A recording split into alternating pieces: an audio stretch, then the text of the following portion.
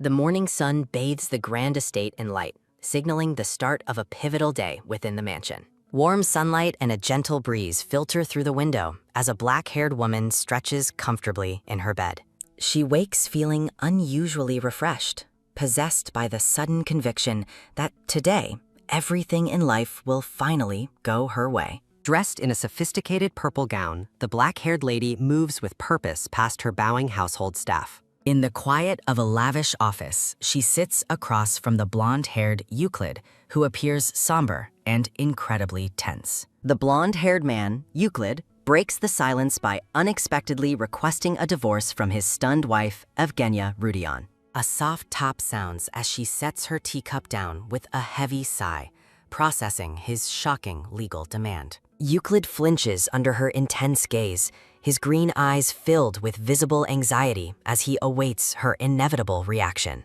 Evgenia reminds herself to soften her stern expression, realizing that her cold aura is genuinely scaring the poor man. Maintaining her composure, the black-haired woman asks him if he truly intends to end their marriage so abruptly. Sitting with her arms crossed, she tells him that she is actually quite generous when it comes to white lies. She flashes a radiant, intimidating smile, asking him to answer again while keeping her supposedly generous nature in mind. Euclid remains silent, his head bowed as he struggles to find the words to respond to her terrifying charm. He places a firm hand on the document, confirming his resolve and revealing that the paperwork is already signed. A wave of genuine shock washes over the black-haired woman as she realizes he is serious about leaving her. She clutches the papers, stunned that her husband had the foresight and courage to prepare the legal documents in advance. Examining the sheet, she recognizes his elegant handwriting and realizes Euclid has already committed to the separation. Her thoughts race in disbelief as she grapples with the suddenness of his desire to part ways forever. Euclid stands and politely requests that she review the terms carefully, maintaining a formal and distant demeanor toward her. Her eyes narrow with sharp determination, deciding then and there that she has no intention of letting him go. With a decisive, swift motion, she tears the divorce papers in half right before his wide, startled eyes. She flatly rejects his proposal and commands him to return to his room, asserting her absolute dominance over the situation. She sweeps out of the room while a frantic Euclid pleads for her to wait, his composure completely shattered. Standing in the hallway, she reflects on how her usual emotional responses have vanished, replaced by an icy, unwavering calm. A realization dawns as she recognizes her situation. She has somehow ended up living inside the world of a novel. She looks down at her elegant purple dress, beginning to understand the role she now occupies in this literary world. In her previous life, she was a lucky baby, surrounded by a supernatural abundance of wealth and financial fortune. Her father's career soared after her birth, but his arrogance drove her mother to take her and leave home. They moved to the city, leaving behind the man who had become unrecognizable through his newfound power and greed. Desperate and drowning in debt, her father eventually returned, begging for a second chance to be a family again. Upon their return, his business miraculously flourished once more, as if her presence alone guaranteed his immense success. Relatives who once mocked him soon scrambled for a piece of the vast wealth that seemed to follow her. Tragic accidents claimed her parents and grandmother, leaving her alone with a massive inheritance as she entered adulthood. Standing before the city skyline, the modern woman acknowledges her incredible, yet lonely, luck with money and investments. Her life became a blur of winning lottery tickets and skyrocketing stocks until she had more wealth than purpose. Surrounded by shadows of greedy people, she realized that everyone around her only cared about her overflowing bank accounts. Sinking into a deep distrust of others, she abandoned the idea of dating, finding comfort only in her digital world. She found solace in binge reading a popular web novel titled The Saint's Dangerous Choice on her mobile phone. Lying in her pajamas, she became obsessed with Euclid, declaring the minor character to be her favorite future. The novel followed Melissa, a saint caught in a reverse harem battle between a prince, a priest, and an assassin. Among all the dangerous main leads, she fell head over heels for the gentle and overlooked Euclid Rudion. She lamented that her beloved favorite was barely a side character, existing on the same narrative level as a houseplant. A sob breaks through as she cries on her sofa, frustrated that others fail to see Euclid's true worth. Despite her talent for picking winning stocks, she joked about her terrible luck in choosing such minor, unappreciated characters. She treasured the single illustration of Euclid, moved by the deep sadness visible in his gentle, longing eyes. Desperate for more content, she emailed the author, offering to pay any price for a story focused on Euclid. While relaxing in her pajamas, a sudden blinding flash from her phone signals an immediate and mysterious reply. She wakes up sitting in a dark, opulent bedroom, wondering if she had simply dozed off while reading her phone. The black-haired woman stands in a daze, realizing she is in a lavish place she has never seen before. Looking into the mirror, she is shocked to find the stunning face of Evgenia Rudion staring back at her. Looking into the mirror, the black-haired woman is horrified by her sharp, villainous face and striking violet eyes. A decorative portrait identifies her as the villainess from the novel who eventually divorces the gentle Euclid. Panicked and confused, Evgenia Rudion clutches her bandaged head, struggling to comprehend how she possessed this body. She recalls receiving a mysterious email from the author before being swallowed by a blinding flash of light. As a sudden, quick knock sounds, the woman hides under her covers, wondering if she actually died. Trembling with nerves, the black-haired woman looks up and cautiously asks who is at her door. A young maid with brown hair and golden eyes enters the room carrying a formal tea service. The maid gasps in delight that her lady is awake, while Evgenia asks for her identity in confusion. Startled, the brown-haired maid identifies herself as Anne, deeply concerned that her lady does not recognize her. Evgenia realizes this girl is the protagonist's right-hand maid, confirming that the novel has become her new reality. Anne rushes to steady the swaying woman, pleading with her not to overexert herself during her recovery. Her eyes narrow with sharp focus as she attempts to determine the exact timeline of the current events. Anne flinches in terror as Evgenia flashes a dark, menacing smile while lost in her own private thoughts. An illustration of a grand wedding flashes through her mind, depicting the union between her and golden-haired Euclid. Her eyes sparkle with pure adoration as she clasps her hands, overjoyed to be near her favorite character. She envisions the gentle Euclid smiling warmly with a bird on his finger, the very image of kindness. In her past life, she was such a dedicated fan that she even commissioned custom merchandise of him. Sparkles surround the black-haired woman as she celebrates her incredible luck in marrying her ultimate favorite character. Her excitement vanishes instantly as she remembers that the original story concludes with their inevitable messy divorce. With a determined look, she vows to use her knowledge to change the narrative and save her marriage. Reflecting on her previous life of endless work,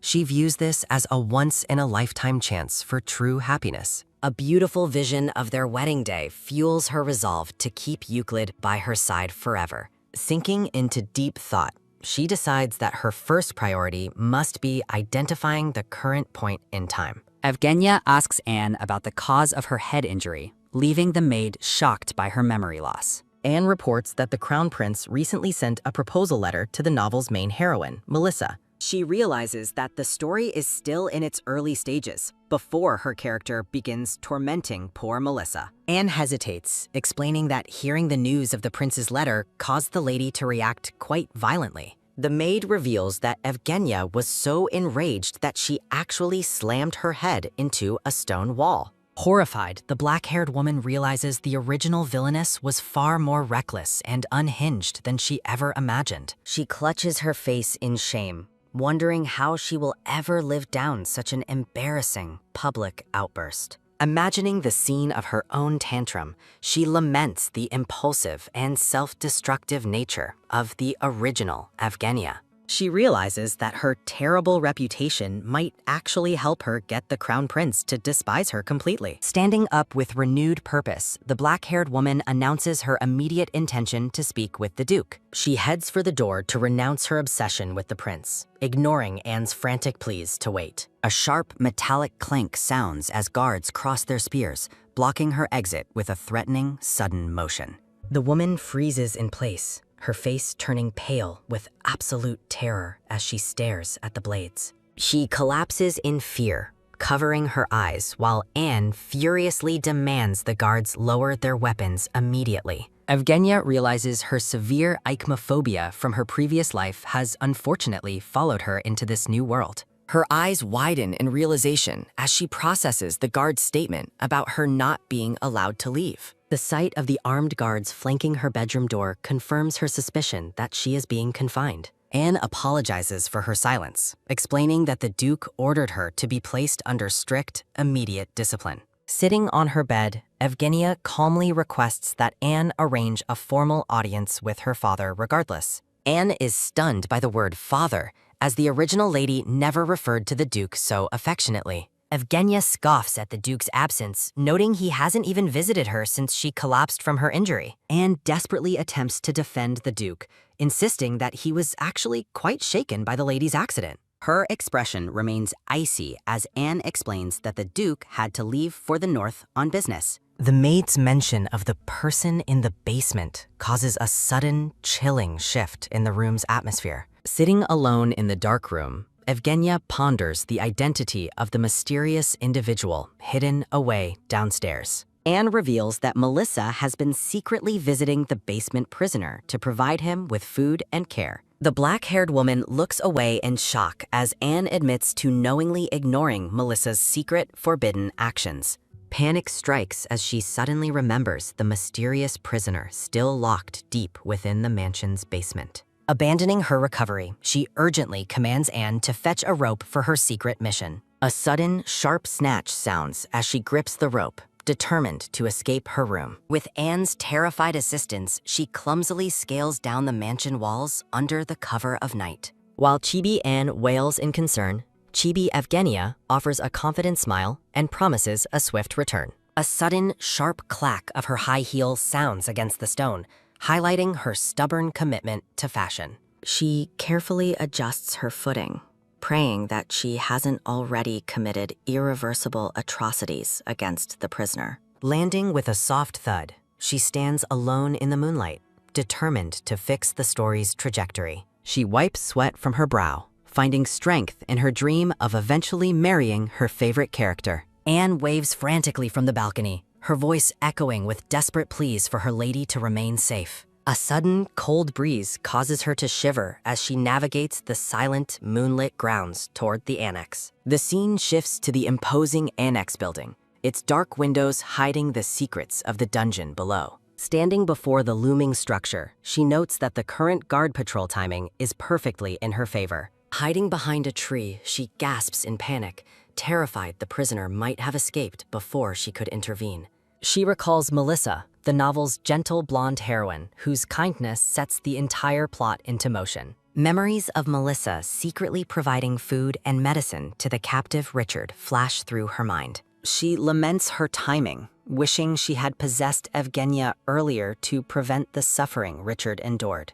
A metallic creak sounds as she reaches for the door, determined to change Richard's dark fate. Descending into the shadows, she reflects on how Melissa's compassion unknowingly triggered Richard's future obsession. Her footsteps echo through the cold stone corridor of the dungeon as she searches for a specific cell. She stops abruptly before the iron bars, her heart racing as she gazes into the dark prison cell. A wave of relief washes over her as she confirms that Richard has not yet fled his confinement. Chained and weary, the pink-haired Richard sits on the floor, his striking red eyes filled with silent exhaustion. She stares at his face, moved by the visible pain and loneliness etched into his handsome features. She envisions Richard as he should be, a grand figure of power and nobility, far from these chains. System notes reveal that Richard is the story's most dangerous lead,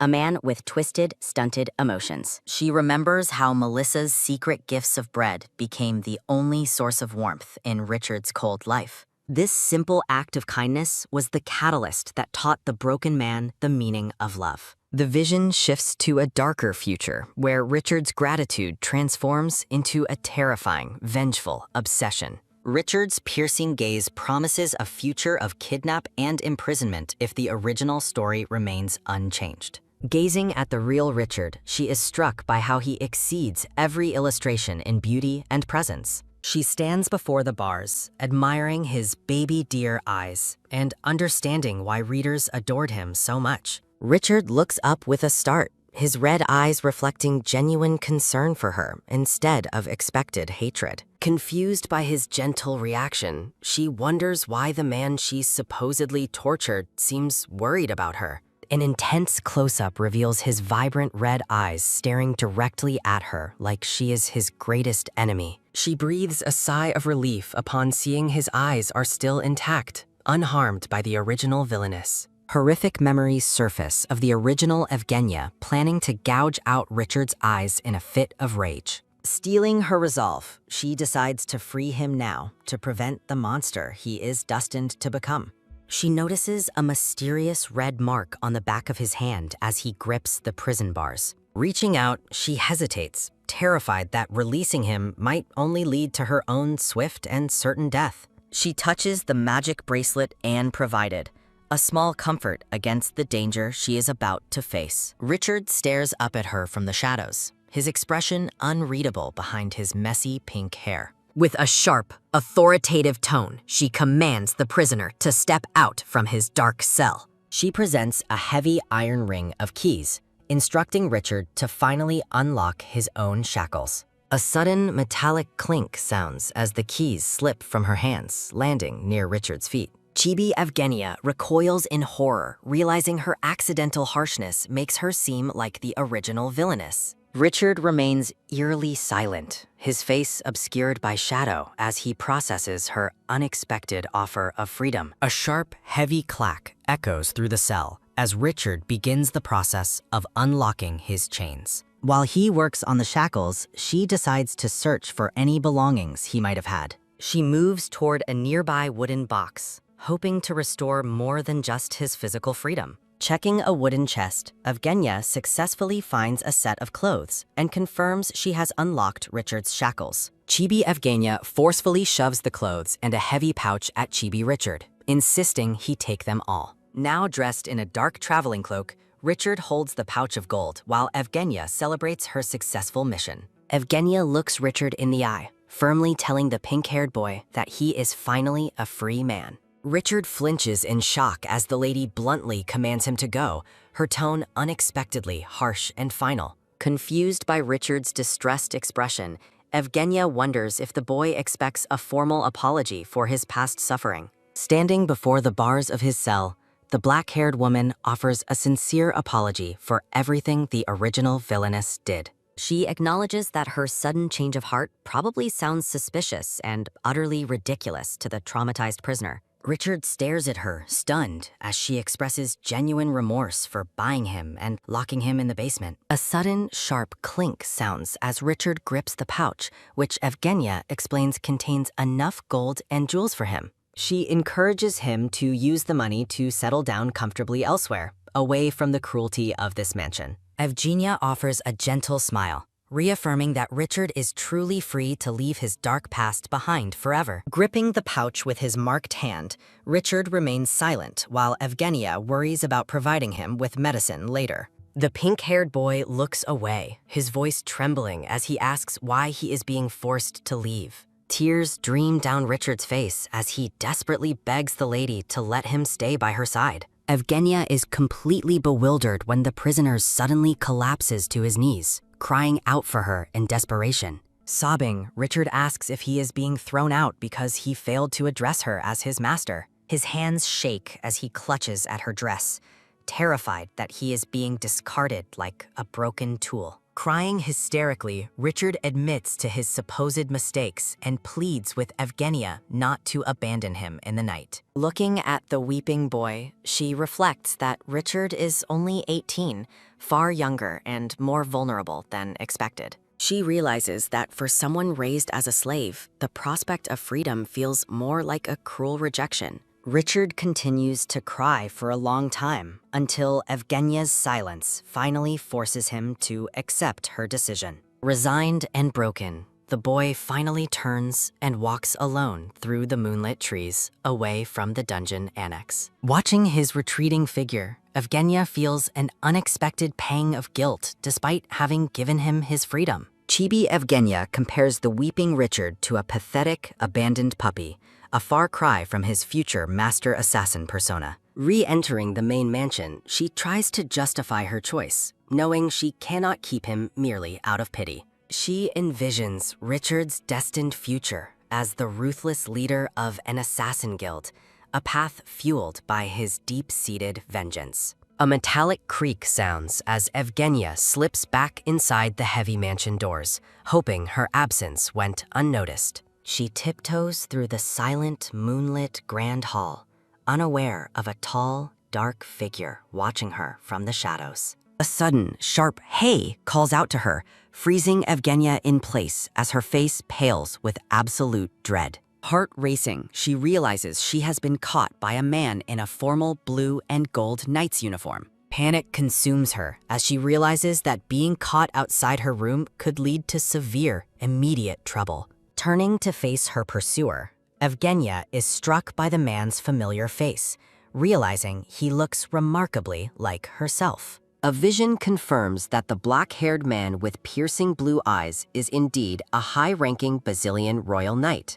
She identifies the man as Alexis Basilian, the family's second son and her own biological younger brother. Alexis demands an explanation, questioning why his supposedly disciplined sister is wandering the mansion halls in the middle of the night. He mockingly asks if their father's orders have become a joke to her, while Evgenia internally curses her terrible luck. Alexis is baffled by her uncharacteristic silence, expecting her to erupt into one of her usual violent tantrums. Staring at her head bandage, the brother wonders if Evgenia truly lost her mind when she smashed it against the wall. Fed up with his arrogance, Evgenia snaps back, asking if he threw his knightly manners to a passing dog.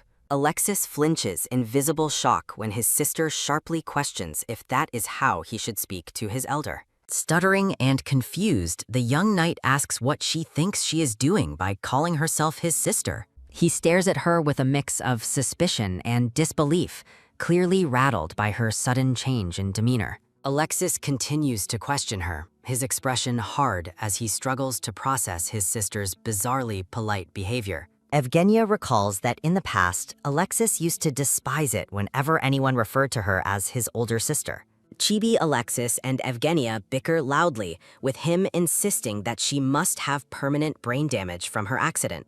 Looking away in annoyance, Evgenia tells herself she doesn't need his approval and just wants him to leave. Turning back with a glare, she commands him to stop pretending he actually cares about her well-being. An oppressive silence falls between them as Evgenia wonders if her words were perhaps a bit too harsh. Alexis looks genuinely hurt, begging her to yell or get mad instead of treating him like a complete stranger. Evgenia feels an unladylike sneeze approaching, fearing for her hard-earned dignity while her internal voice warns of impending disaster. A muffled, suppressed kurung sounds as she sneezes, much to the bewilderment of her black-haired brother, the knight Alexis. Alexis calls out to his sister while she covers her face, blushing from the sheer embarrassment of the clumsy moment. The young knight's expression softens with uncharacteristic concern as he wonders if his sister's red face means she was crying. A sharp, loud achoo sounds as Evgenia loses her battle against the persistent tickling sensation in her nose once more. Clad in a white nightgown, a forceful achoo rings out as Evgenia realizes she has definitely caught a cold. Peering out her window, she regrets not dressing more warmly during her late-night excursion to the dungeon annex yesterday. Looking through the glass, she spots a group gathered outside, wondering why Melissa and the servants are meeting a carriage. Gripping the bars of her window, she watches the courtyard with growing curiosity as a high-ranking visitor arrives early. Chibi Evgenia is shocked to see Alexis outside again, questioning why her brother is loitering near the servants' quarters. Shivering in her blanket, Chibi Evgenia huffs in annoyance that her brother isn't currently undergoing the discipline he deserves. A grand, dark carriage pulls up, and a man in a sophisticated black and gold military uniform steps out. She identifies the visitor as the Duke of Basilian, who immediately begins barking orders at a bowing head servant. From her window, she watches a maid rush back toward the mansion, sensing an urgent matter is finally unfolding. Melissa bursts into the room, breathlessly announcing that the Duke has arrived and specifically requested the lady's immediate presence. Realizing she is the reason for the Duke's visit, Evgenia decides this is the perfect chance to advance her plans. A system profile introduces the Duke of Basilian, a man whose power is second only to the imperial royal family. Known as a cold-blooded and ruthless politician, the Duke is rumored to treat every social interaction like a chess match. Narrations warn that meeting his icy eyes feels like standing on thin ice, while his deep voice commands total submission. Looking at the Duke's stern face, she prepares herself to confront the most intimidating member of her new family. She understands that winning his favor is the only way to secure his formal approval to marry the noble Euclid. Melissa helps her into a stunning purple lace gown, chattering happily about how the Duke must be worried about her. Evgenia remains skeptical, thinking that even a bitter enemy would feel concerned by someone smashing their head into a wall. Melissa finishes the final adjustments to the purple dress, asking with wide, expectant eyes if her lady is finally ready. A soft, elegant Sirach sounds as Evgenia rises,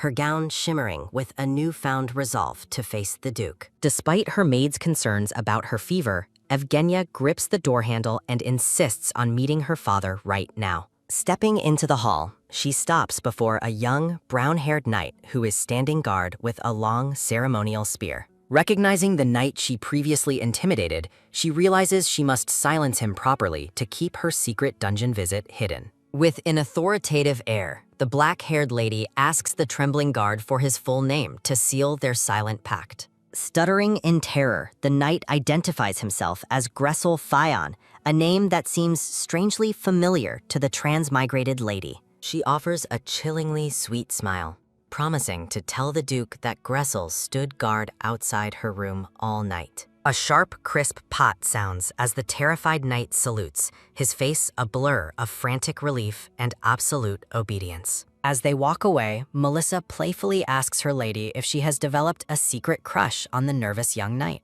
Melissa is offended on her lady's behalf, referring to the common guard as that thing, while Evgenia looks on blankly. Deciding it's easier to agree vaguely, Evgenia tells Melissa to handle the situation however she sees fit for the moment. Her heels click-clack on the stone floor as she suddenly stops, spotting a familiar figure blocking her path. Alexis stands before her with a stern expression, demanding to know what his supposedly bedridden sister is doing out here. Evgenia counters with a sharp gaze, asking if there is any particular reason she shouldn't be walking in her own home. Chibi Evgenia mocks her brother for slacking off, asking if he shouldn't be reporting to the Imperial Knights at this hour. Alexis explodes in rage, shouting that he just finished a week of training and today is his first day of leave. His voice trails off as he looks away, admitting he only came home after hearing about her sudden, violent collapse. Infuriated by her unreadable, dazed expression,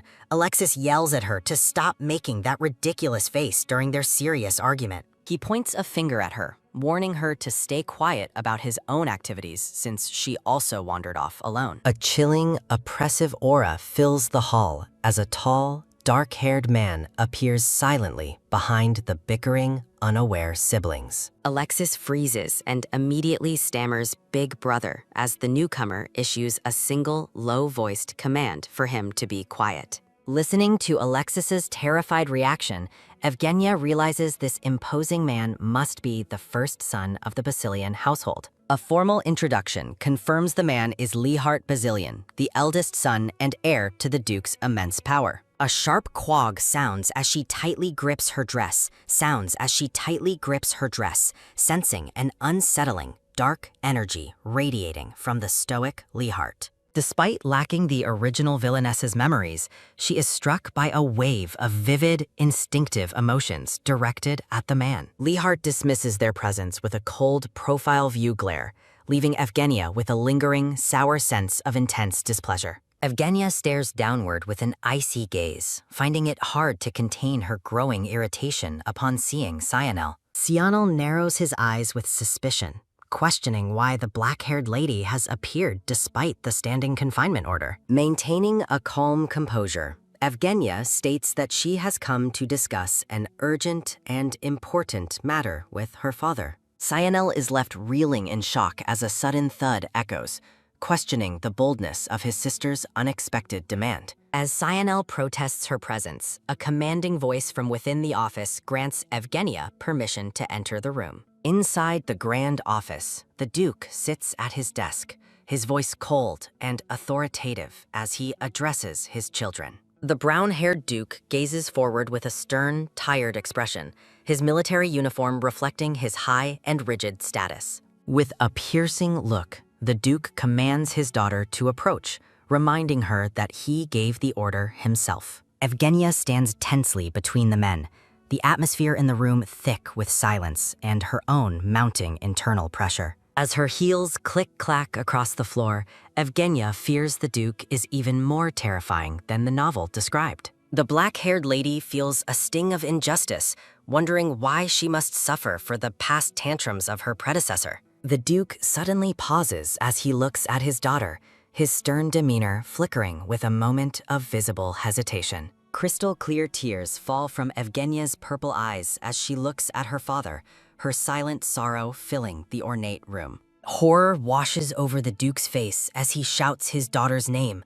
completely unsettled by her rare display of vulnerability. Sionel watches with wide-eyed disbelief, his heart sinking as he witnesses the proud Evgenia weeping openly before them both. Wiping her eyes, the black-haired lady realizes with a start that her body is reacting emotionally without her conscious permission. A heavy thud sounds as the Duke slams his hands onto the desk, his panic rising at the sight of her. Looking flustered, the Duke approaches his daughter and asks why she is crying, his previous coldness replaced by frantic worry. Evgenia is stunned into silence as her father offers a lace handkerchief, appearing far kinder than the rumors suggested. The brown-haired Duke apologizes for calling her out, mistakenly believing her condition had improved, while her hand trembles slightly. Seeing the Duke's genuine concern, Evgenia realizes he is just a father deeply worried about his daughter's well-being. The black-haired lady feels foolish for fearing exile,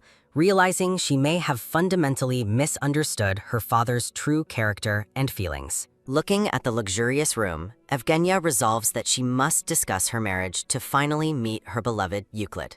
Evgenia bows deeply to her father and offers a sincere apology for her past behavior, leaving him completely caught off guard. Stunned by the change, the Duke questions her words as she promises to never cause another scene in his office. In a shocking declaration, the black-haired lady announces her intention to give up her pursuit of the Crown Prince forever. The Duke asks for confirmation with a trembling voice, while Yevgenia continues to dab her tearful eyes with the handkerchief. Evgenia notes that her tears are helping her cause as she expresses a desire for a partner who values her. Gripping the handkerchief tightly, the black-haired lady pleads for her father to find her a suitable marriage match immediately. She claims she must marry quickly before her resolve falters, while the image of a blonde prince haunts her thoughts. A beautiful vision of a blonde man and Evgenia together appears, representing her secret hope for a happy future. Sionel asks if she is being honest, and Evgenia firmly confirms that her words are the absolute, unvarnished truth.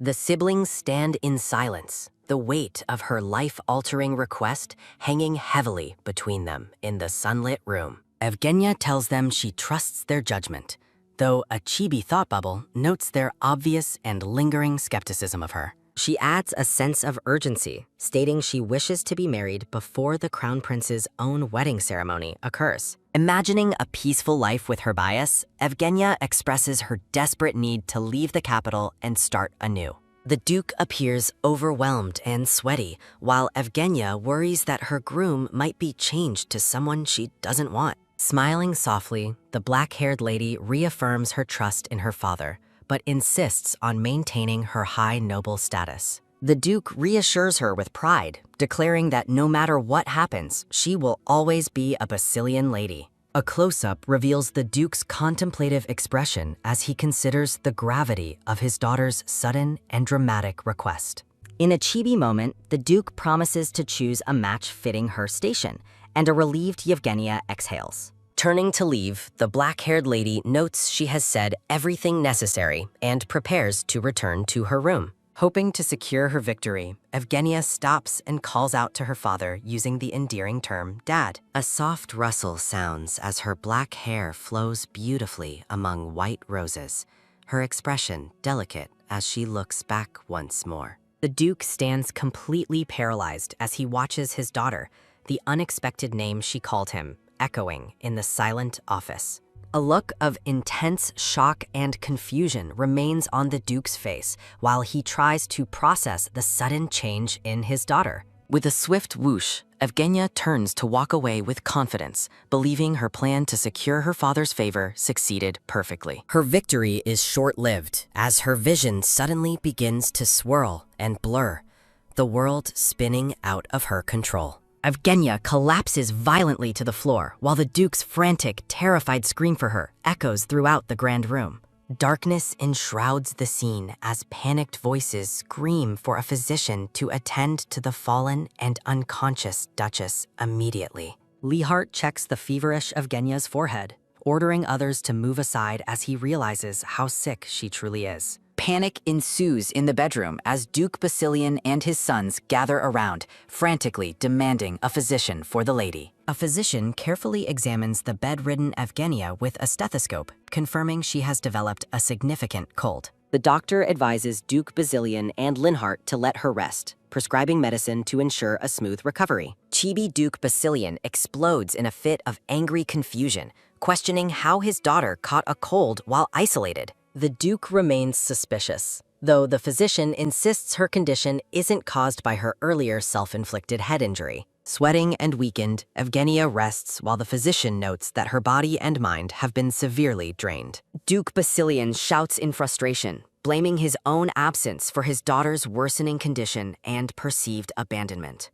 The maid informs the surprised Duke, Leehart, and Alexis that the first thing Evgenia did was ask for her father. A heavy silence falls as the Duke and Leehart trade expressions of stunned disbelief over Evgenia's unexpected concern. The Duke looks pained, realizing his habit of avoiding her tantrums has only deepened the rift between them. Alone in his office, the Duke is visibly moved that his daughter sought his presence instead of screaming. A rare, soft expression touches the Duke's face as he dwells on the fact that Evgenia finally called him father. Leehart reflects on her sudden change, noting she has harbored deep resentment toward their families since she was a child. A nostalgic vision shows a young, happy Evgenia embracing her mother, the only person she ever truly followed. Memories of a grieving child reveal that Evgenia hid her heartbreak and true feelings from everyone after her mother died. The Duke and Leehart speculate that the Crown Prince's proposal to Melissa was the catalyst for Evgenia's physical collapse.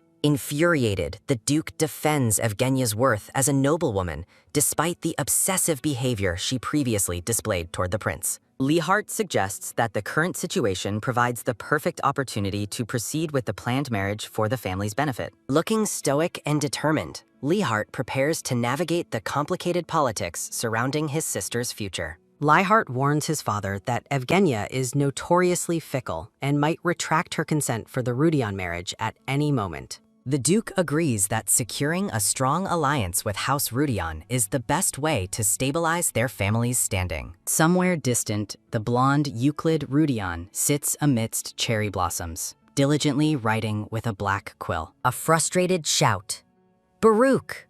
echoes through the Rudion duchy as a beautiful mansion stands under a cloudy sky. Identified as Euclid Rudion, the handsome blonde man looks up from his desk as a frantic matter is brought before him. His aide, Delano, expresses absolute shock at the news that Euclid intends to marry the notorious Lady Basilian. Delano argues against the union, citing Evgenia's ruined reputation and her public obsession with the crown prince. Ignoring the protests, Euclid calmly asks Delano to report their current outstanding debts to Count Beers. Delano reveals a looming debt of 750 gold, warning that failure to pay will lead to financial ruin. Euclid explains that the pressure from their creditors and long-standing debts has left them with very few options. To save his household, Euclid concludes that he must go through with the marriage despite the lady's poor reputation. Delano questions Euclid's judgment, reminding him of the Duke's fearsome reputation versus Euclid's earlier positive impressions. Chibi Euclid and Delano bicker as Euclid recalls the Duke being surprisingly hearty during their formal business discussions. Euclid envisions the Duke happily unloading a massive dowry just to rid himself of his wild daughter. Staring at a portrait of the red-haired crown prince, Euclid dismisses the rumors of a romance with Evgenia as nonsense. A sharp ahoom sounds as Euclid decides her past feelings don't matter compared to the survival of his duchy. Euclid commands his steward to prepare for their departure to the capital, ignoring Delanos' last-ditch efforts to stop him. Putting on his glasses, Euclid's gaze turns sharp and calculating as he prepares to meet his future bride. Defeated, Delano bows his head and accepts his lord's final decision with a heavy, worried sigh. Euclid offers a confident smile, dismissing his aide to handle the rest of their travel preparations. A sharp talk sounds as Euclid sits alone in his grand office, his mind focused on the upcoming journey. Suddenly, the room dims as Euclid stumbles Biddle, clutching a cloth to his mouth in a moment of physical distress. Looking pale and sweating, Euclid gasps for air as he struggles with a secret, debilitating illness. A white handkerchief is stained with a shock of bright red blood, revealing Euclid's terminal condition is worsening. Back at the mansion, the maid enters Evgenia's room with a cheerful tune, carrying a tray of bitter medicine. Evgenia moans in annoyance, feeling the servants are treating her like a tragic patient on her deathbed.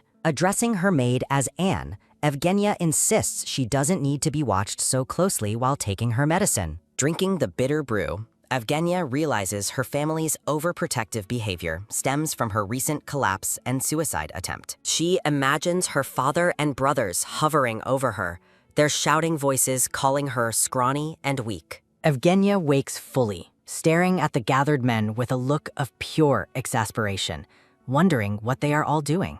Evgenia wakes to her father and brothers apologizing for their absence, but she is left completely bewildered by their kindness. Tearfully denying any loneliness, the black-haired lady insists she isn't hurt, while her family watches her with deep, uncharacteristic concern. The Duke and his sons exchange pitying looks, clearly unconvinced by her protests as they believe she is masking her pain. To brighten her mood, the blonde maid offers a piece of candy as a reward, and the lady begrudgingly accepts it. Sitting alone, Evgenia quietly chews on the sweet treat, reflecting on the strange, sudden shift in her family's overprotective behavior. The blonde maid suddenly remembers to mention that Lady Melissa requested to see her earlier in the day. Startled by the news, the black-haired lady wonders why the protagonist of the original story would suddenly want an audience. The scene shifts to a sunlit gazebo where the two women share tea and enjoy the refreshing morning air together. Melissa looks gentle and refined as she prepares her tea, her blonde hair shimmering under the warm glow of the sun. Observing her cousin, Evgenia notes how Melissa's peaceful nature is a stark contrast to the intense, dark atmosphere of House Basilian. Setting down her cup, the black-haired lady asks if there was a specific reason Melissa sought her out today. Melissa panics when she nearly spills her tea, but Evgenia dismisses the accident, noting the tablecloth is barely wet anyway. Despite the lady's kindness, Melissa remains visibly nervous, leading Evgenia to suspect it involves the crown prince's recent marriage proposal. Placing a reassuring hand on her handkerchief, Evgenia tells Melissa there is no need to worry about the imperial marriage offer. Melissa explains she only met the prince by chance as a commoner and had no idea he was actually royalty. Clenching her fist, the blonde girl insists her decision to reject the imperial engagement was entirely her own choice. Taking a sip of tea, Evgenia questions why Melissa still seems so terrified if the marriage isn't the problem. Melissa hesitantly confesses that she wandered into the annex basement by mistake, causing a wave of internal panic for Evgenia. Realizing Melissa might have discovered her secret captive, Richard, the black-haired lady prepares to silence her cousin's growing suspicions. With a chilling and authoritative gaze, Evgenia commands Melissa to forget everything she saw or heard down in that basement. Melissa trembles as the lady ominously claims she has already sent that boy somewhere much better than the dungeon. Seeing her cousin's terror, Evgenia quickly clarifies she released him with ample travel funds, which brings Melissa immediate tearful relief. Changing the subject, the black-haired lady asks how life at the estate is treating her, and Melissa happily praises her studies. Evgenia offers Melissa more freedom, suggesting she ask the Duke for permission to visit the temple with a protective knight. Melissa mentions the temple is currently crowded with prayer gatherings because the crown prince is preparing to depart for war. Understanding dawns on Evgenia, realizing that the impending war is the real reason the nobility ignored Melissa's rejected engagement. As they continue their tea, Melissa leans in to share a whisper about the prince's legendary martial reputation. A grand vision shows the first emperor slaying a dragon,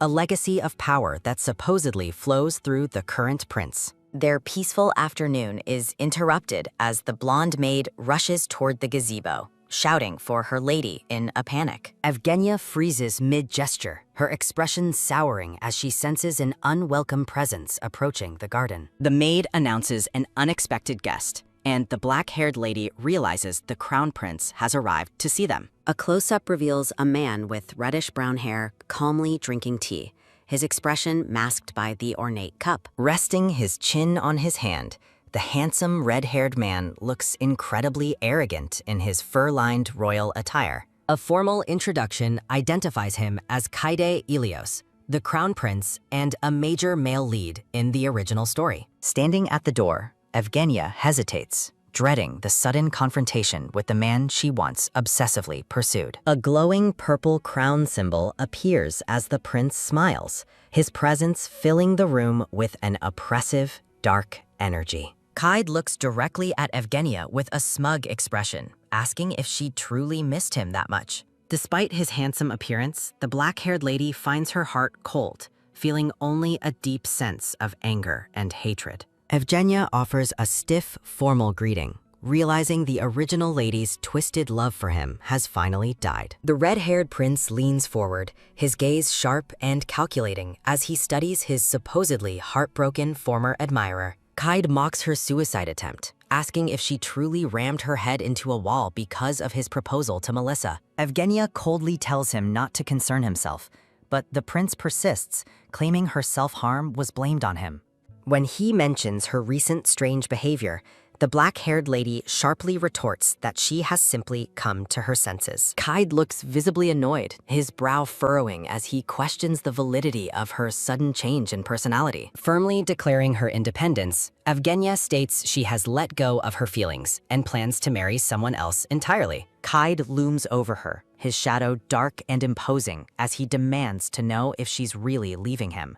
Exploding in rage, the prince grabs her and shouts, unable to believe she is giving up the position of crown princess. Evgenia looks at him with pure bafflement, wondering why he is reacting so violently to the rejection he always wanted. Demanding her personal space, the black-haired lady tells the prince to let go of her immediately. Kaide laughs off her words as a lazy lie, but Evgenia shocks him by mentioning the proposal already sent to House Rudion. Evgenia wonders how a supposed swordmaster can fail to notice a fly buzzing near his face. Kaide continues his smug mockery, completely unaware of the insect currently landed on his cheek.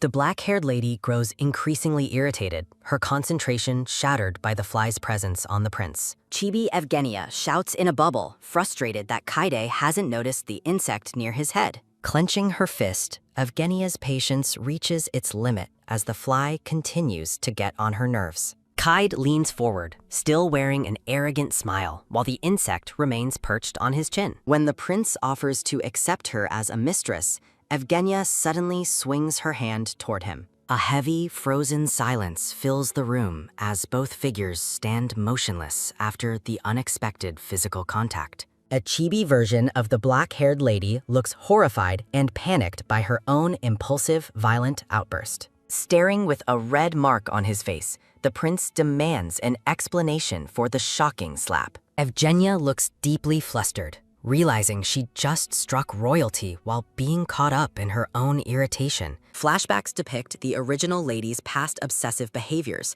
though she never previously resorted to physical violence. The narrative notes that even at her worst, the former Yevgenia never lost control past a certain line. Past memories show Kaide deliberately ignoring Evgenia to dance with other ladies during formal events. Despite his neglect, the original lady was the one who always handled the messy endings of his flings. A childhood memory illustrates the long history of irritation and boredom that has defined their relationship. Back in the present, the red-haired prince remains stunned, unable to comprehend why she actually hit him. Kaid rationalizes the slap, assuming she must be reacting to the shock of his proposal to Melissa. Looking down with a troubled expression, Evgenia offers a small, reluctant apology for her sudden lack of control. Footsteps thud as Kaide walks away, thinking that his interaction with her is far from finished. Turning back, the prince announces his departure for war, casting a somber shadow over their conversation. He tells the lady he will be gone for months, while Evgenia remains silent and unreadable. A close-up shows Kaide offering a sharp, cold smirk as he prepares to take his final leave. Evgenia suddenly pulls something out with a quick snap, holding out a pink, lace-trimmed handkerchief for him. Startled by her gesture, Kaide looks at the gift, confused by her sudden show of apparent concern. Evgenia notes the delicate lace, suggesting the gift matches his refined but arrogant royal personality perfectly. With a firm clack, Kaide snatches the cloth, his expression shifting into one of dark satisfaction. The prince looks back over his shoulder, his red eyes glimmering with a newfound, dangerous interest in her. To Kaide, Evgenia's cold violet eyes now resemble strong liquor, intoxicating and far more complex than before. Enveloped in a menacing red aura, Kaide smirks while clutching the token he received from the lady. The sun sets over the grand Basilian estate, marking the end of the prince's unexpected visit. Alone in the parlor, Evgenia sighs and rubs her temples in a state of sheer mental exhaustion. Reflecting on the day, she finds it unbelievable that she actually slapped the crown prince of the empire. A chill runs down her spine as she realizes her slap might have backfired into attracting his attention.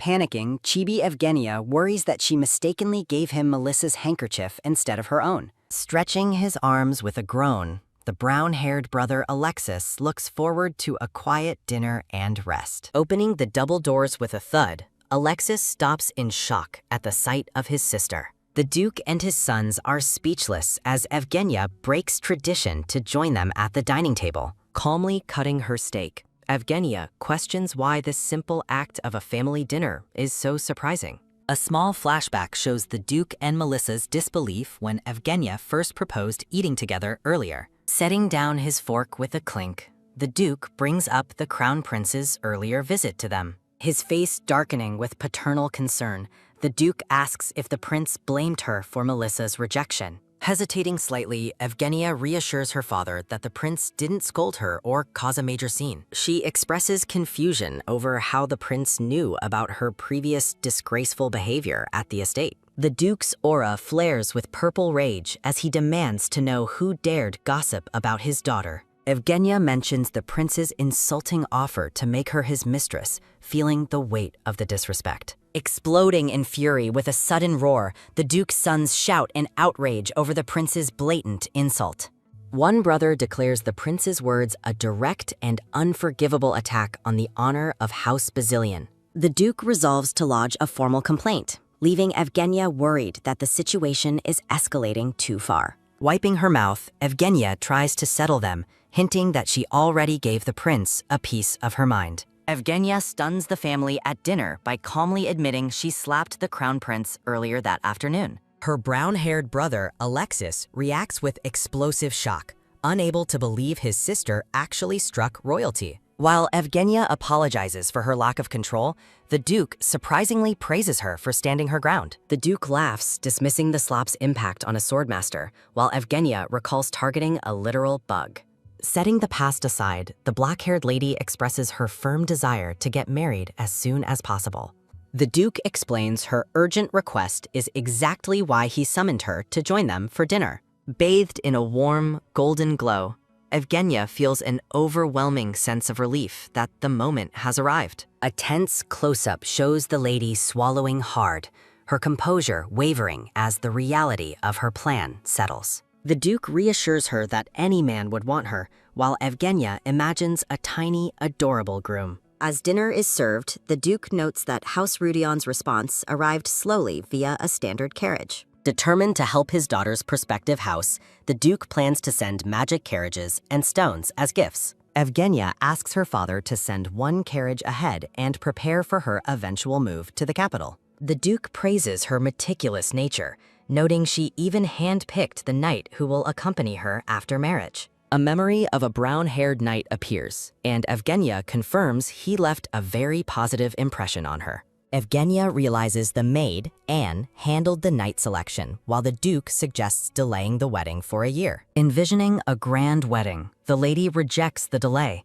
insisting on marrying her blonde groom immediately. Evgenia explains she wants to leave the capital before the crown prince returns from his war campaign. Hearing her resolve, the Duke sighs and agrees to contact the temple immediately to expedite the wedding. Alexis looks completely lost, asking why the conversation is suddenly dominated by talk of weddings and departures. The Duke formally announces Evgenia's decision to marry, leaving Alexis panicked and demanding to know the groom's identity. When the Duke identifies the groom as Duke Rudion, Alexis gapes in utter disbelief at the shocking news. Alexis feels betrayed as he realizes even Melissa already knew about the engagement while he was left out. The brown-haired brother erupts in a dramatic tantrum, shouting about his status as a family member being ignored. Alexis storms out in a huff, leaving the black-haired lady wondering why he is reacting so childishly. Night falls over the estate, and the heavy parlor doors stand shut after the chaotic family dinner. Walking down the hallway, Evgenia and the blonde maid discuss Alexis's immature behavior with a weary sigh. The pair stops as they encounter the knight, Gressel Fion, standing guard in the dimly lit corridor. The brown-haired knight, Gressel Fion, notices his lady's approach and offers a formal, polite greeting. To her surprise, the knight drops to one knee and begs for forgiveness for his past disrespect toward her. Gressel admits he once believed the rumors about her, thinking himself unlucky to be assigned as her guard. Now deeply moved by her grace, the knight vows to devote his entire life to serving her. A close-up reveals Gressel's somber and earnest face as he reflects on his newfound loyalty to his mistress. With a commanding tone, Evgenia tells the knight to stand up, and he complies with immediate, sharp obedience. She questions if he is truly willing to follow her to the harsh, cold north following her wedding. Gressel mentions his sibling is a hostage for treatment, a term that immediately sets Evgenia's suspicions on edge. He quickly clarifies that she was actually protecting his sick sibling,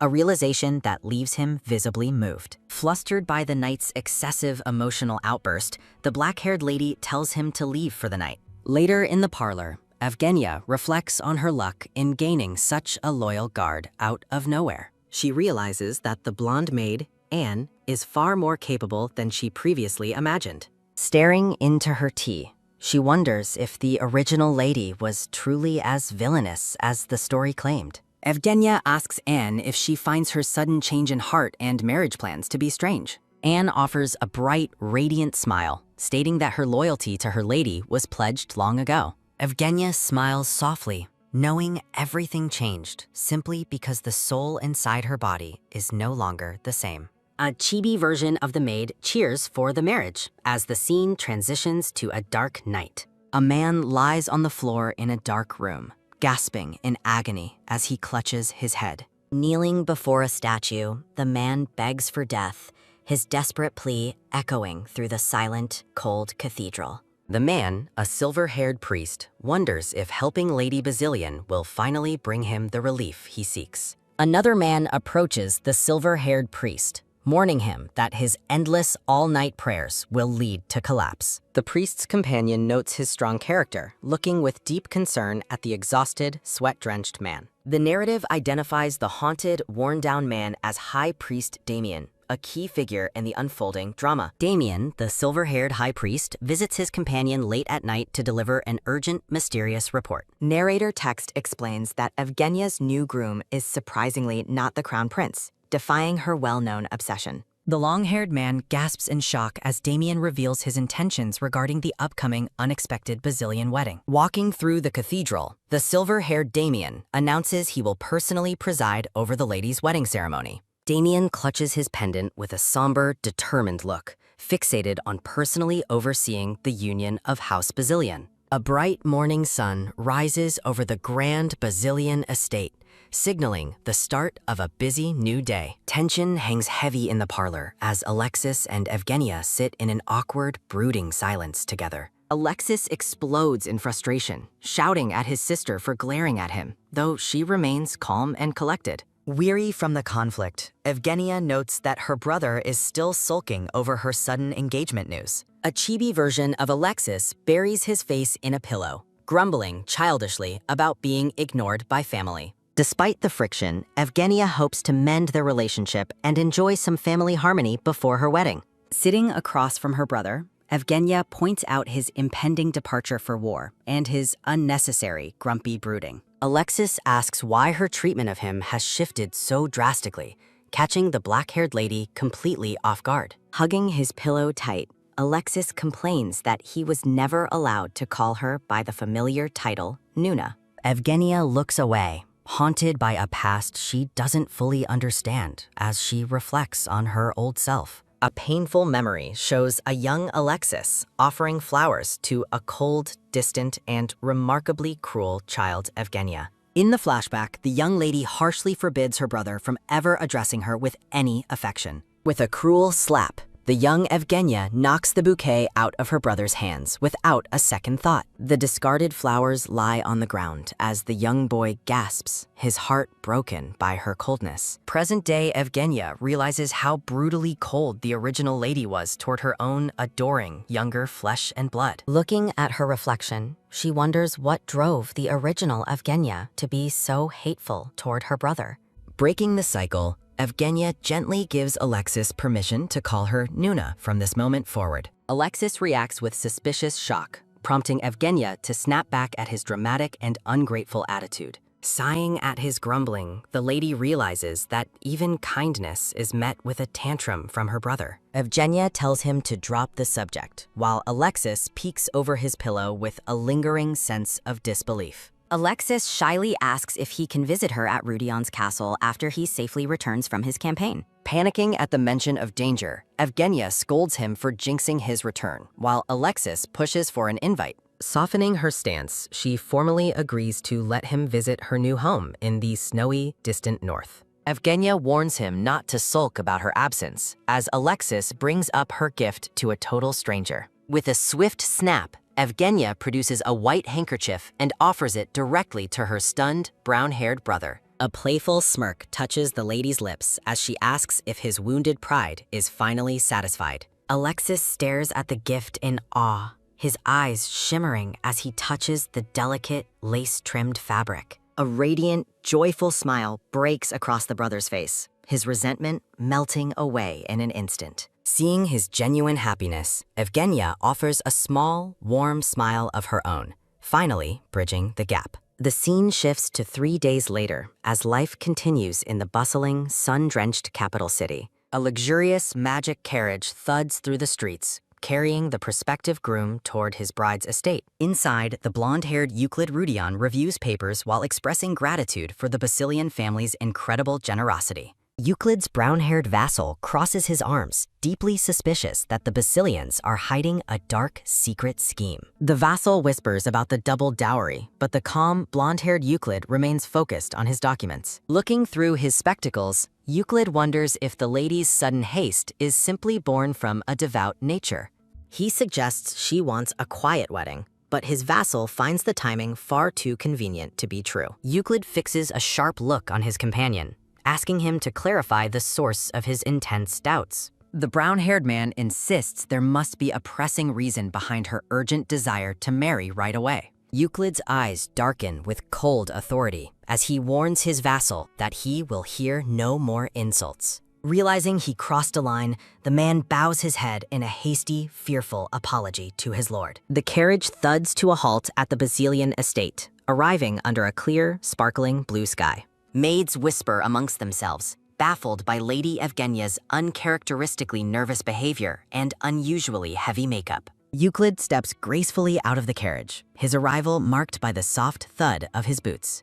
Bathed in golden light, the handsome Duke Rudion makes a striking first appearance at his bride's home. The narrative flashes back 3 hours, where a piercing scream and confused shouts echo through Evgenia's room. Evgenia screams in absolute horror upon discovering a bright red pimple right on her forehead. Despair clouds the room as Anne knocks and enters to find her lady sulking at the vanity. A sudden, sharp gasp escapes the blonde maid as she sees the blemish on the lady's skin. Anne frantically apologizes, suspecting that one of yesterday's facial packs must have caused an unfortunate allergic reaction. A flashback shows the over-enthusiastic maids fanning her green masked face, realizing their skincare routine has backfired spectacularly. Evgenia desperately asks for a way to fix it, but Anne firmly warns her against popping the pimple. Chibi Evgenia clutches her fist, nervously wondering if she can truly trust the maid to hide the disaster. A few hours later, the dark-haired Duke Sionel and his attendants wait in the hall as the scene shifts. Duke Sionel stares in disbelief, questioning what on earth Evgenia has done to her face before the meeting. He looks bewildered as he asks if she even bothered to call the dressing maid for help.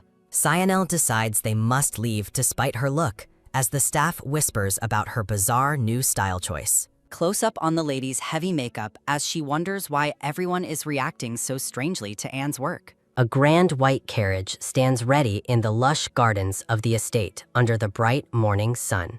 Duke Sionel leads his family out to the courtyard as the carriage finally arrives for the formal meeting. A panicked Chibi Evgenia shouts about the arrival as the carriage door begins to swing open wide. Duke Sionel maintains a dignified and stoic expression as he prepares to welcome the important guest. Delano, the brown-haired aide, lets out a startled yelp upon seeing the black-haired lady's heavy, dark makeup. The aide peeks over suspiciously, wondering if this shocking look is some strange new trend from the capital. Euclid Rudion steps out of the carriage, looking magnificent in a white and beige outfit under the sun. The blonde Duke Euclid greets her warmly, his gold eyes shining with a gentle and welcoming gaze. Captivated by his presence, Evgenia feels a profound certainty that she was destined to meet this person. Her heart swells with such intense emotion that she feels a sudden, inexplicable urge to start crying. The couple stands bathed in golden light,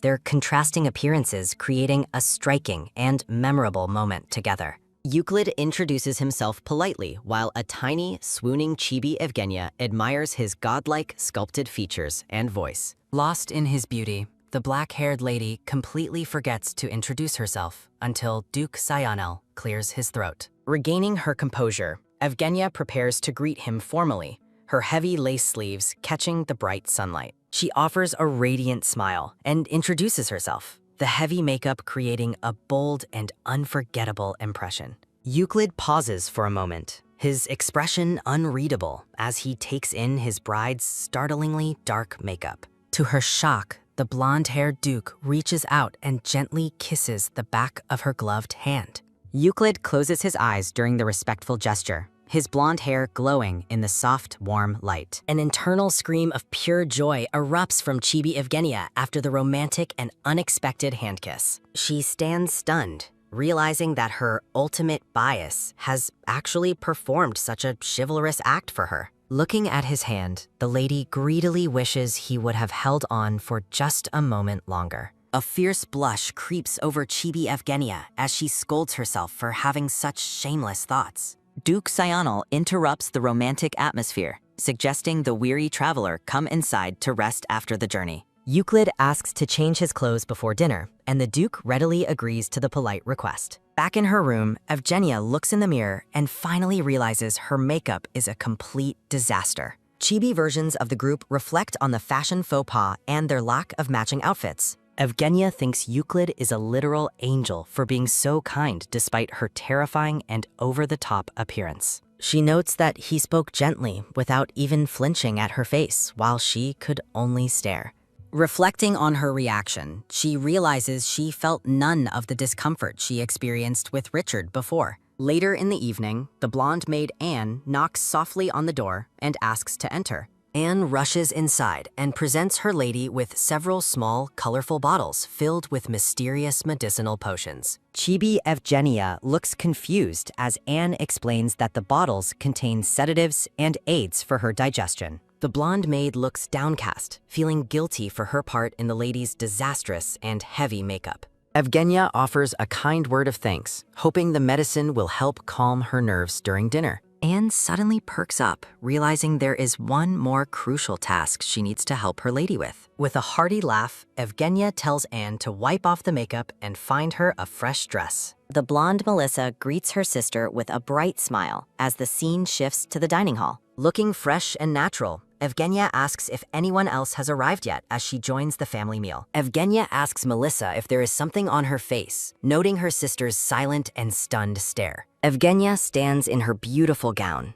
though her heavy makeup gives her an uncharacteristically intense and dark appearance. Melissa asks for Evgenia's opinion on Euclid Rudion, and the black-haired lady finds him to be a good man. Chibi Evgenia blushes with joy, celebrating her golden opportunity to brag about her ultimate bias come to life. Evgenia notes that Euclid possesses an elegant presence, despite their interaction consisting of little more than formal greetings. She reflects on Euclid's compassionate reputation, finding that his gentle demeanor perfectly matches the positive rumors she heard. Evgenia eagerly anticipates their upcoming conversation, while the blonde Melissa looks on with a silent and worried expression. Duke Sionel, the black-haired Delano, and the blonde Euclid Rudion make their formal way toward the dining hall. Euclid Rudion looks magnificent in his decorated white outfit, standing poised as the focal point of the grand room. A gourmet feast is laid out across the long table, accompanied by a polite invitation for everyone to sit. Duke Sionel offers food considerations to Euclid Rudion, who responds to the elder man's kindness with humble gratitude. Admiring Euclid from across the table, the black-haired Evgenia mentally describes him as a perfect and radiant sunshine prince. Evgenia stares blankly as she realizes her makeup plan has failed, feeling the weight of the awkward situation. Lost in her admiration, she notes Euclid's golden hair and elegant figure that overflows with grace and sophistication. Evgenia concludes that the blonde duke truly looks like a man crafted by the gods with perfect care. The atmosphere shifts as their eyes meet across the dinner table, causing Evgenia to gasp in sudden surprise. Euclid Rudion looks back at her, a subtle and respectful blush appearing on his face as their gazes lock. Evgenia questions if she merely imagined the red tint on her future husband's face during their brief eye contact. Euclid shyly covers his mouth and looks away with a clear blush, feeling the intensity of the lady's gaze. Duke Sionel asks if Euclid is feeling well, prompting a hasty and polite apology from the bashful blonde duke. Noticing her untouched plate, Duke Sionel asks the black-haired Evgenia if she has lost her appetite during the meal. Evgenia realizes she forgot to eat because she was completely distracted by admiring Euclid's beauty from across the table. Duke Sionel encourages his daughter to ask the Duke any questions she might have to bridge the gap between them. Evgenia stares at the table, thinking to herself that she wants to learn absolutely everything about the mysterious Euclid. Duke Sionel playfully asks if she is shy, while the block-haired Evgenia admits she is feeling incredibly nervous. Duke Sionel inquires about Euclid's traveling party, noting that only his black-haired aide accompanied him on this trip. Euclid recalls his young nephews in the snowy north, explaining why the children could not join the long journey. He explains that since his stay in the capital will be brief, he decided it was best not to bring them. Duke Sionel expresses concern over Evgenia leaving so quickly after the wedding schedule was already moved forward so much. Sionel asks Euclid to stay a few extra days, while the black-haired Evgenia awkwardly focuses on her drink. Evgenia questions the necessity of personally greeting the emperor, noting he is not a relative of either noble house. Duke Sionel stops mid-sentence, reminding his daughter how the emperor has thought fondly of her since her early childhood. Euclid politely declines the stay, explaining that his young nephews make it difficult to remain in the capital any longer. Euclid clarifies their plans, stating they will spend the final night at the Rudion residence within the capital city. Melissa sadly wonders if the great distance will make it impossible to see her older sister often in the north. Duke Sionel attempts to reassure Melissa, but Evgenia firmly states the distant north will be her new home now. Euclid looks noticeably surprised and intrigued by Evgenia's determination to settle and adopt in his far-off northern lands. Evgenia resolves to prove she isn't the cold person he likely expects, hoping to slowly win his genuine trust. As Euclid prepares to take his leave, a chibi version of Yevgenia lets out an internal scream of excitement. Duke Sionel laughs heartily, calling Euclid his son-in-law and wishing him a safe return trip to the temple tomorrow. Evgenia begs her father to maintain his dignity while he continues to gush over having such a fine son-in-law. Euclid Rudion looks back one last time with a noticeable blush, his expression filled with deep and unspoken thoughts. Inside the dark magic carriage, the black-haired Delano welcomes Euclid back as they begin their journey for the night. Delano asks how the formal dinner went, and Euclid replies that it went well enough for a first meeting. In their chibi forms, the two men discuss the different lifestyle of the capital as the carriage rolls forward. Delano asks for Euclid's honest thoughts on the lady, who describes her first impression as being quite striking. Delano looks puzzled as Euclid falls into a deep and silent contemplation about his encounter with the mysterious lady. Delano admits that the lady's appearance was so shocking that his heart almost stopped the moment he saw her. To Delano's surprise, Euclid looks pensive and sincerely remarks that he found Evgenia to be truly and remarkably beautiful. Chibi Delano lets out a shocked and loud shout, completely baffled by Euclid's unexpectedly positive assessment of her look. Euclid blushes while his black-haired aide, Delano, expresses shock that his master prefers a woman with an intimidating aura. Inside the carriage, Delano wonders if Evgenia seemed gloomy, perhaps even being forced into the marriage against her will. Euclid's pensive expression reflects his internal conflict as he considers his previous plan to offer his bride complete freedom. He admits to himself that his initial plans were foolish the moment he actually met his striking future bride. Narration describes a profound sense of time-stopping, as if he had finally found what he long sought. The blonde duke stands poised beside his carriage, looking toward the black-haired lady during their fateful first meeting. A close-up captures the startlingly dark makeup on Evgenia's face as she meets the duke's gaze under the sun. Earlier that evening, Duke Sionel asks Euclid if he is curious about the reason for the hurried wedding ceremony. Euclid humbly replies that he is simply grateful for the duke's favorable opinion and hadn't questioned the timing. Seated together in the grand Basilian office, the blonde duke politely thanks the elder man for his kind words. Duke Sionel confesses his lack of understanding regarding Evgenia's thoughts while mentioning the persistent rumors about her dark character. Sionel mentions that his niece was granted their noble name by the imperial family, which Euclid acknowledges having heard. The duke explains that when an imperial marriage proposal arrived, he naturally assumed it was intended for his daughter, Evgenia. Sionel questions whether the proposal was actually meant for his niece instead, creating a moment of deep uncertainty. Euclid clenches his fist tightly during the sobering conversation, processing the unexpected complexity behind the marriage proposal.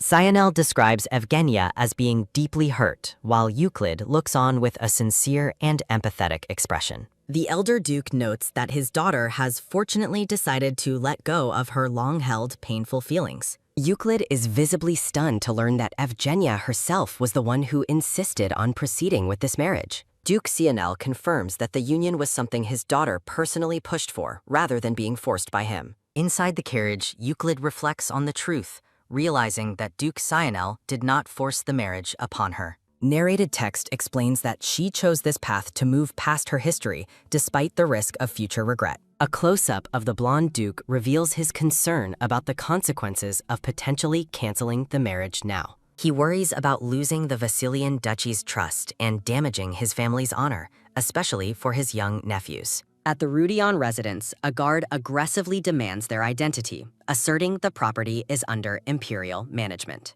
The black-haired aide is angered by the guard's insolence, but Euclid decides to step out and handle it himself. Stepping from the carriage, the blonde duke is informed that House Rudion's residence is currently imperial-managed property. Euclid walks forward with an imposing and serious presence, immediately silencing the guards with his silent authority. The guard is completely speechless and paralyzed with shock upon realizing he is addressing the duke himself. Euclid coldly states his exhaustion and commands the guard to open the gate so he can finally rest. The guard stammers an apology as the heavy iron gates creak open to allow the carriage and party inside. Historical text describes the residence as a 5-century-old gift from the emperor that has largely remained empty and unused. Despite declining family fortunes, the imperial family maintained the property, making it effectively an extension of the throne. Inside the foyer, an attendant named Philip bows deeply to welcome the blonde duke back home. Looking weary, the blonde duke requests that Philip guide him to his bedroom for the night without delay. Footsteps echo as Philip leads the blonde duke up the grand staircase while discussing his travels in the carriage. Euclid declines a meal, stating he would rather wash and go straight to sleep immediately after his long journey. Wrapped in a white robe, Euclid dries his hair with a towel until a soft knock sounds at the door. A brown-haired attendant enters the opulent bedroom, bowing to offer his services to the blonde duke. The young servant stands in rigid shock, his mouth open as he takes in the duke's impressive appearance. Introducing himself as Rick, the servant receives a polite greeting and thanks from the duke for the bath. Euclid dismisses the young man, who enthusiastically promises to be available whenever the duke might need anything. Once alone, Euclid sits on the edge of the bed as the door clicks shut behind the departing servant. He reflects on the persistent sense of unease he has felt from the moment he arrived at the residence. Kneeling on the patterned carpet, Euclid searches near the bed to confirm his suspicions about the empty-feeling house. He discovers a hidden purple magic device, comparing the imperial-managed residence to a sophisticated birdcage for monitoring him. Panels reveal surveillance devices planted throughout the room and balcony, confirming that his every movement is being tracked. Clutching the magic device, Euclid stares ahead with a somber expression as a chill runs down his spine. Historical records show the Elios Empire was founded by two houses, the wealthy House Brazilian and magical House Rudion. While Basilian controlled wealth, the first Rudion head served as the emperor's primary mage, wielding great magical power. An illustration depicts the first emperor slaying a dragon, a feat that secured the founding families their noble titles. House Rudion abandoned the capital's comforts, choosing to settle within the unforgiving and frozen lands of the north. In happier times, the young blonde Euclid thrived under the protection of his caring father and wise older brother. The peaceful days ended abruptly as a heavy hand rested on a table, marking the tragic passing of his father. Standing by the window, Euclid's blonde brother confesses he can no longer hold on, leaving a heavy burden behind. Euclid looks on with a shattered expression, haunted by his brother's final, apologizing words of despair. Following his brother's death, the blonde Euclid stands alone by a coffin, inheriting both a title and fatherless children. Grief consumes Euclid as he struggles to erase the memory of those haunting final words from his mind. Driven by suspicion, Euclid desperately scours the grand residence in search of the truth hidden within its walls. Kneeling on the wooden floor, he discovers hidden eavesdropping devices and magic tools planted to monitor his every move. Trust becomes impossible for Euclid, who watches every servant's gesture through a lens of constant fear and tension. The overwhelming pressure causes Euclid to collapse, a violent shake rattling his frame as he succumbs to the stress. Gasping for air and coughing up blood, the blonde man wonders if death would finally bring him much-needed peace. Despair takes hold as Euclid leans against a table, feeling powerless to even protect his own failing, ailing body. A close-up of Euclid's eye reflects his deep-seated worry for the uncertain future of his brother's helpless children. As a dark-haired woman peeks through the door, Euclid realizes his death would mean his nephew's certain demise. Wiping blood from his mouth, Euclid resolves to stay alive, knowing the children cannot survive without him. Dropping a blood-soaked cloth, Euclid decides he must continue feigning weakness to protect what remains of his family. A dark smirk plays on Euclid's bloodied lips, marking the moment he chooses to hide his true strength. Lying in bed, Euclid reflects on how he cast aside all questions to focus purely on the struggle for survival. Euclid acknowledges that for his survival and the house's future, this upcoming marriage is a non-negotiable necessity. Standing by a carriage, Euclid views his union with the dark-haired lady as the only way a powerless man can help his family. The scene shifts to the magnificent Vasilian estate, standing tall and ornate under the bright morning sun. A blonde maid assists the black-haired Yevgenia as she prepares for the ceremony, her wedding veil catching the light. Dressed in his formal white and gold wedding attire, the blonde Euclid looks stoic and prepared for his duty. Under her sheer veil, the black-haired Evgenia looks ahead with violet eyes filled with silent, focused resolve. Sunlight bathes the grand architecture of the manor on the wedding day, though the atmosphere remains heavy with anticipation. Entering the hall, Evgenia notes the tired faces of her family, while a chibi Melissa wonders what happened to them. The dark-haired Duke Sionel and his son look haggard, admitting to having overindulged in drink the previous night. At the breakfast table, Duke Sionel asks a quiet Evgenia if she feels disappointed by the lack of guests. Sionel explains that a Vasilian wedding would normally be swarmed by countless nobles offering their grand congratulations. Looking over the lavish spread, the Duke admits he wanted to avoid surrounding her with a crowd of strangers. Evgenia recalls the empty pageantry of noisy gatherings and confirms she actually prefers this quiet, intimate atmosphere. Duke Sionel remarks on how his daughter seemed to change overnight, having worried about her lack of emotional openness. A close-up captures Evgenia's thoughtful expression as her father mentions her previous collapse following the crown prince's rejection.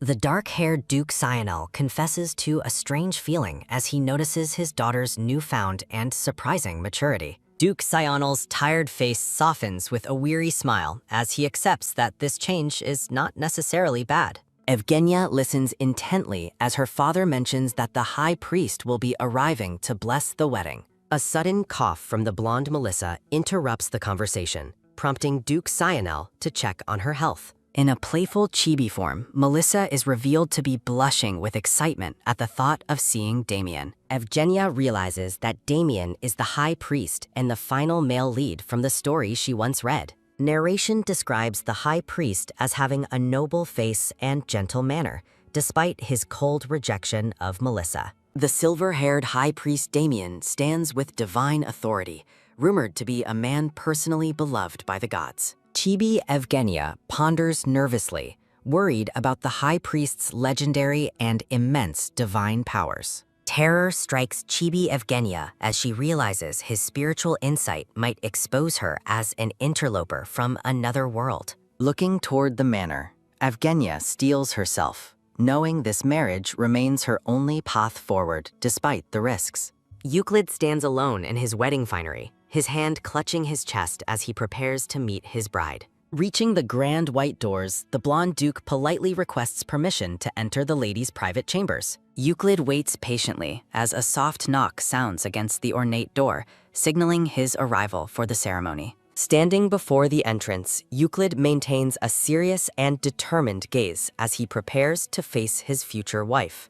Upon entering, Euclid is startled to see the black-haired Evgenia holding a mysterious purple bottle in her hand. Looking at the mysterious purple liquid, the blonde duke wonders if the bride is attempting to poison herself. Euclid is struck with horror as the black-haired Evgenia raises the bottle to her lips in apparent despair. Panicked by the sight, Euclid rushes forward, determined to stop his bride from consuming what he believes is poison.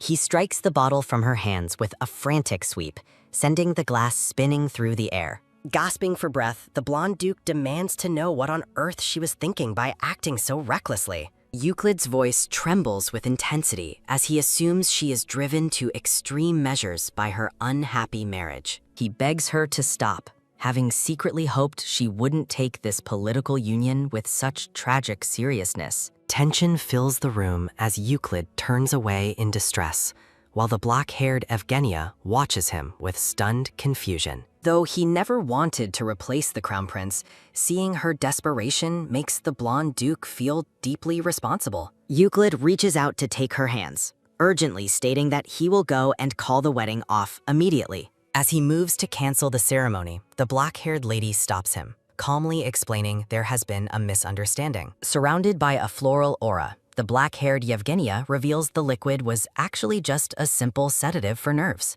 She explains she was simply so nervous about the wedding that she asked a servant for something to relax. A memory shows the black-haired Evgenia asking her blonde maid, Anne, for the calming medicine she used yesterday. Stunned into silence, the blonde duke blushes deeply as the weight of his massive, dramatic overreaction finally sinks in. Overwhelmed by embarrassment, Euclid covers his face, acknowledging that his frantic assumption was a very easy mistake to make. Recovering her composure, the black-haired Evgenia asks what actually brought the duke to her chambers before the ceremony. In a chibi moment, the black-haired lady worries her response was too stiff, while Euclid stands in rigid silence. Euclid's gaze softens with intensity as he explains he actually came to offer a formal apology to his bride. With a somber and humble expression, the blonde duke lowers his head to sincerely ask for her forgiveness. He confesses to feeling guilty, believing a man as lacking as himself is unworthy of being her husband.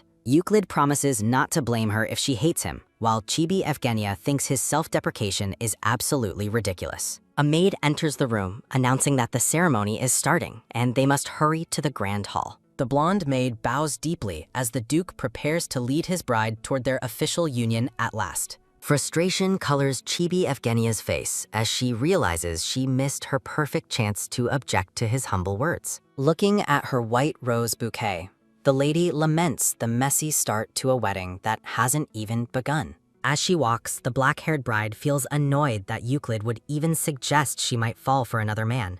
Her irritation lingers until she spots Euclid waiting by the fountain, his presence bathed in the bright morning light. The blonde duke looks so dazzling that all of Evgenia's annoyance instantly vanishes, replaced by pure, shimmering admiration. Euclid asks if she is all right, still looking concerned about their earlier encounter as they prepare to walk together. With a charming and gentle smile, the blonde duke offers his gloved hand to lead her into the ceremony. Evgenia looks at him with focused resolve, reflecting on the many twists and turns that brought them here today. Bathed in golden light, the couple enters the grand hall, their presence commanding the attention of the entire room. They walk toward the altar with poise, a perfectly matched pair of nobility ready to seal their shared future. Standing before the high priest, the names of Euclid Rudion and Evgenia Basilion are formally announced to the gods. The silver-haired high priest, Damien, looks down with a cold and piercing gaze as he begins the holy rites. Feeling the pressure of his intense spiritual presence, the black-haired Evgenia manages a small, nervous reply during the ceremony. Damien leans in slightly, his sharp blue eyes fixed on the bride as he claims he didn't hear her. The high priest delivers a chilling sermon about abandoning lies and seeking atonement, casting a dark shadow over the wedding. He continues his grim warnings, urging repentance before evil runs rampant, leaving the couple standing in stunned, heavy silence. Confused whispers ripple through the guests as Chibi Evgenia wonders if this terrifying sermon is actually normal for weddings. Duke Sional is visibly fuming, his face dark with anger as he wonders why the high priest is acting hostile. Beside him, his son grinds his teeth in fury, offended by the priest's disrespectful tone at their family's wedding. Damien looks on with cold indifference, commanding the couple to humbly submit to the destiny laid out before them. Behind her veil, the black-haired Evgenia grows quiet, pondering the priest's strange and pointed words about accepting one's fate. She recalls the original story where Evgenia was ruined and divorced, a tragic fate she is determined to avoid. Damien cryptically suggests that while destiny is fixed, carving one's own path is the only way life truly works. Duke Sional and his son share a look of utter bewilderment, completely unable to follow the priest's bizarre dialogue. Closing his eyes, Damien finally offers a blessing for their road ahead, though his earlier words still hang heavily. Looking at her blonde husband, Evgenia steels herself to follow her practiced plan and forge her own new destiny. Standing at the altar, the golden-haired Euclid Rudion solemnly pledges to honor Evgenia as his wife until death. Looking ethereal in her white veil, the black-haired Evgenia vows to treasure her new husband more than her own life. A sudden, sharp realization stops Euclid in his tracks as he stares at his bride with wide-eyed surprise. As the wedding ceremony proceeds within the massive, sun-drenched cathedral, Evgenia worries if she has committed a social blunder. Clearing his throat with a polite ahem to regain control, the silver-haired priest prompts the couple to share their first kiss. A brown-haired lady presents a gift box, noting that the Duke might find the contents less than impressive compared to diamonds. Evgenia much prefers the traditional amethyst rings passed down through generations of the Rudion family over flashy modern jewels.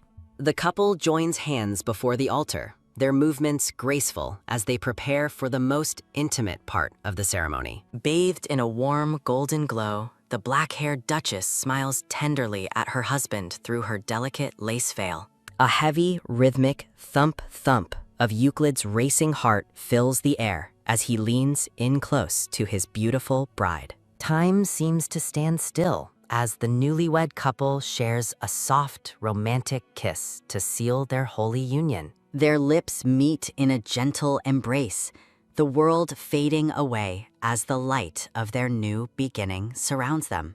As they pull apart, a look of quiet contemplation settles on Euclid's face while he gazes at his new wife. In a comical moment of internal panic, Evgenia's chibi spirit reels, questioning if her long-awaited romantic climax just fizzled out.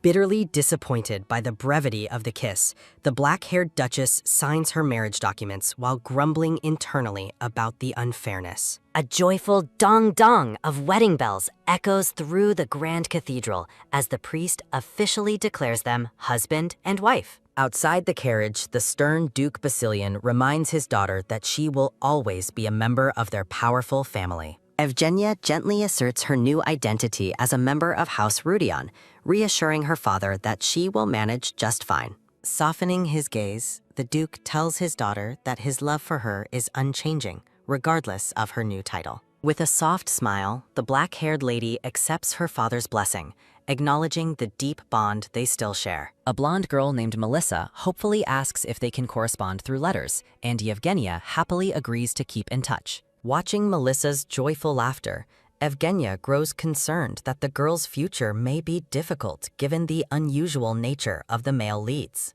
The Duke and Sionel approach the Duchess, signaling that it is finally time for her to depart for her new home. The wedding party gathers in the bright courtyard, prepared to say their final goodbyes as several carriages wait in line. Sionel offers a parting word of support, while a chibi Euclid promises to remember the family's offer of assistance. As her dress ruffles with a soft swoosh sound, Evgenia notes with concern that her deep discomfort around Sionel is only intensifying. A sudden chuck step halts the Duchess as Sionel calls out to her, his expression unreadable as he interrupts her departure. Pausing mid-step, the black-haired lady wonders if her brother has been harboring some unspoken final message for her this entire time. Sionel points out that her specific carriage has yet to arrive, leaving Evgenia momentarily confused about the delay. The group stands together in the courtyard, the air thick with anticipation as they wait for the final arrival. The brown-haired man explains that they have purchased a brand new carriage for her, incorporating some of her cherished personal belongings. Stunned by the gesture, Evgenia questions if this extravagant gift is truly a sincere wedding present from her brother, Sionel. When the Duchess asks where her ride is, Sionel simply gestures toward the approaching sound of rumbling wheels. The siblings exchange a silent, tense look as the mystery of the new carriage prepares to reveal itself to them both. A loud clatter signals the arrival of a magnificent, gilded coach that rolls into the courtyard with surprising speed and grandeur. A mysterious man with messy, multicolored hair begins to disembark, his presence immediately commanding the attention of everyone present. The eccentric newcomer adjusts his glasses, confidently stating that he has arrived exactly as promised for the special occasion. Identified as the legendary Tower Lord, the man offers a smirk while noting his arrival might be considered slightly fashionably late. Evgenia is left speechless as the Tower Lord himself presents a bizarre, futuristic-looking carriage that defies all traditional design standards. Surprised by the high-profile guest, Cyanel admits he never expected a figure as powerful as the Tower Lord to attend. The Tower Lord explains that he came personally to witness the reaction to his newest, most ambitious mechanical model for their VIP client. Casting aside all formality, the eccentric lord throws an arm around Euclid, revealing they are actually close personal friends. CNL watches in disbelief as the Tower Lord confirms the long-standing and profitable relationship between their two influential factions. When asked about a wedding gift, a sharp snap of annoyance sounds as the Tower Lord bluntly rejects the idea. As the two men bicker like old friends, a chibi Evgenia observes the scene, finding their genuine camaraderie rather amusing. Shifting back to business, the Tower Lord prepares to unveil the special carriage he designed specifically for the black-haired Duchess. With a swift motion, a swoosh sounds as the cover is removed to reveal a sleek, metallic machine that looks like a rocket. Horror and confusion wash over the newlyweds as they stare at the bizarre invention, questioning if it's even safe to ride. The Tower Lord proudly boasts about the aerodynamic curves of his creation, while Evgenia fears it might launch her into space. Suspicious of his high-tech design, the Duchess wonders if the Tower Lord is another transmigrator before he reveals he merely built a dream.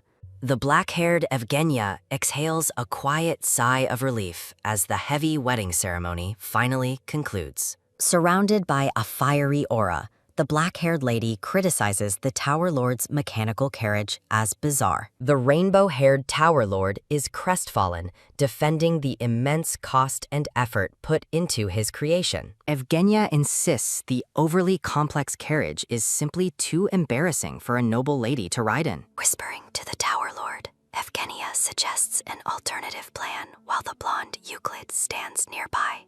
The staff proceeds to load heavy luggage into the carriage under the Duke's watchful, curious gaze. Standing beside his bride, the blonde Euclid formally announces that they are ready for their departure. Duke Cyanel bids them farewell, reminding them to send word immediately once they reach their destination. The family watches with mixed emotions as the carriage pulls away from the grand manor at last. While the Duke watches, the Tower Lord gestures wildly, explaining the incredible price difference of his invention. He remains deeply confused that the lady would find his mechanical masterpiece anything less than amazing. Panic strikes as a hooded aide informs the Tower Lord that their VIP carriage has suddenly disappeared. The shimmering, revolver-shaped mechanical carriage sits alone, its presence shining brightly under the afternoon sun. A horrifying realization dawns as the aide reveals that a month's worth of profit was loaded inside. The rainbow-haired Tower Lord screams in absolute terror at the accidental loss of all his tower's revenue. Inside her carriage, the black-haired Evgenia shifts uncomfortably,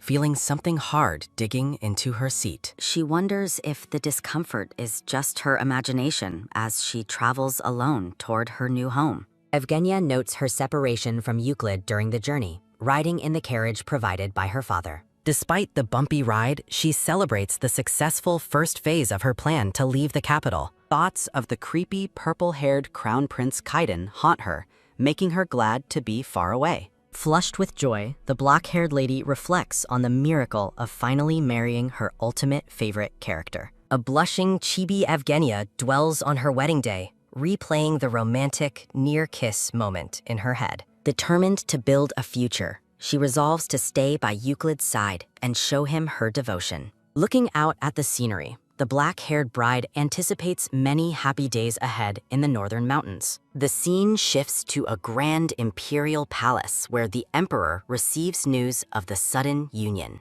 Emperor Owen Elios ponders the unexpected marriage, questioning whether the official registration could actually be real. A formal nameplate confirms the identity of the powerful and contemplative ruler, Emperor Owen Elios. Seated at his massive desk, the emperor admits he initially suspected the marriage document was a fake. He remained suspicious of the sudden union, noting that Evgenia had no previous talks with noble houses. His advisor explains that the Basilian family had been holding out for a proposal from the prince. Irritation grows as the emperor recalls Prince Kaiden's sudden proposal to the younger sister Melissa instead. He reflects on the shock that the blonde Duke Rudion has become the Basilian family's new son-in-law. The journey continues through a vast snow-covered landscape as the carriages trek further into the north. An aide informs Euclid that the new Duchess appears to possess an extraordinary and mysterious special ability. The blonde Duke looks on with surprise, questioning the validity of the aide's strange and sudden claim. The aide suggests that the black-haired lady must have been born under a very lucky star. He recounts how she received a valuable, jewel-studded watch just for helping a man in trouble. Visuals reveal the expensive teddy bears she won easily during a series of small prize-winning events.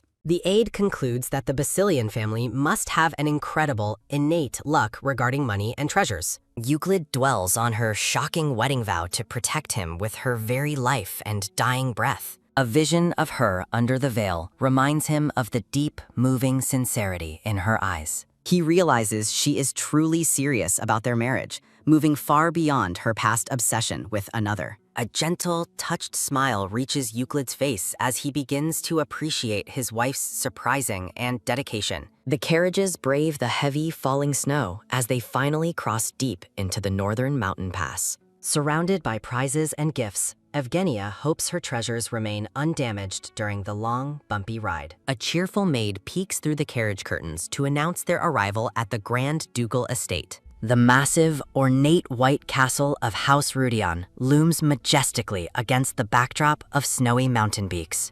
Evgenia gazes at the grand estate with awe, imagining it as the perfect cozy nest for them. Euclid helps his black-haired bride descend from the carriage as they finally reach the castle's main entrance. The lady notes the cold, unwelcoming expressions of the Rudion retainers waiting for them in the snow. Evgenia reflects on the bitterness of Euclid's retainers while the blonde duke engages them in a tense staring contest. The black-haired lady notices two blonde children standing nearby, wondering if they could be related to her husband. Looking closely at the nervous pair, Evgenia confirms that these are actually Euclid's young niece and nephew. A scenic view of the grand white Rudion castle is accompanied by a warm welcome for the returning lord. Surprised by the large gathering, the blonde Duke Euclid apologizes to his staff for the sudden and unannounced arrival. With a radiant and charming smile, Euclid thanks the assembled retainers for taking the time to celebrate his marriage. Turning toward his bride,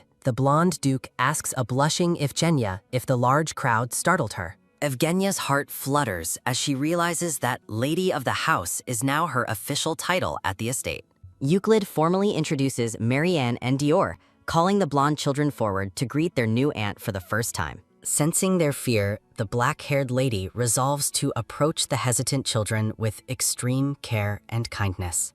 Marianne and Dior remain frozen and uncertain, their wide eyes reflecting a deep sense of unease toward their new aunt. Euclid offers another apology, explaining that the children haven't had many opportunities to meet and interact with new people. Evgenia reassures her husband that it is perfectly normal for children to be shy around strangers during a first meeting. With a warm and welcoming expression, the black-haired lady introduces herself and invites the kids to simply call her aunt. A sudden, sharp pinch to a child's arm occurs, accompanied by a quick, stinging sound and a silent gasp. Marianne gasps in sudden pain as the blonde boy, Dior, watches the tense interaction with a worried expression. Dior shouts in defiance, rejecting the lady's kindness and labeling his new aunt a terrifying witch instead. A heavy, shocked silence falls over the group as everyone reels from the child's sudden and disrespectful outburst.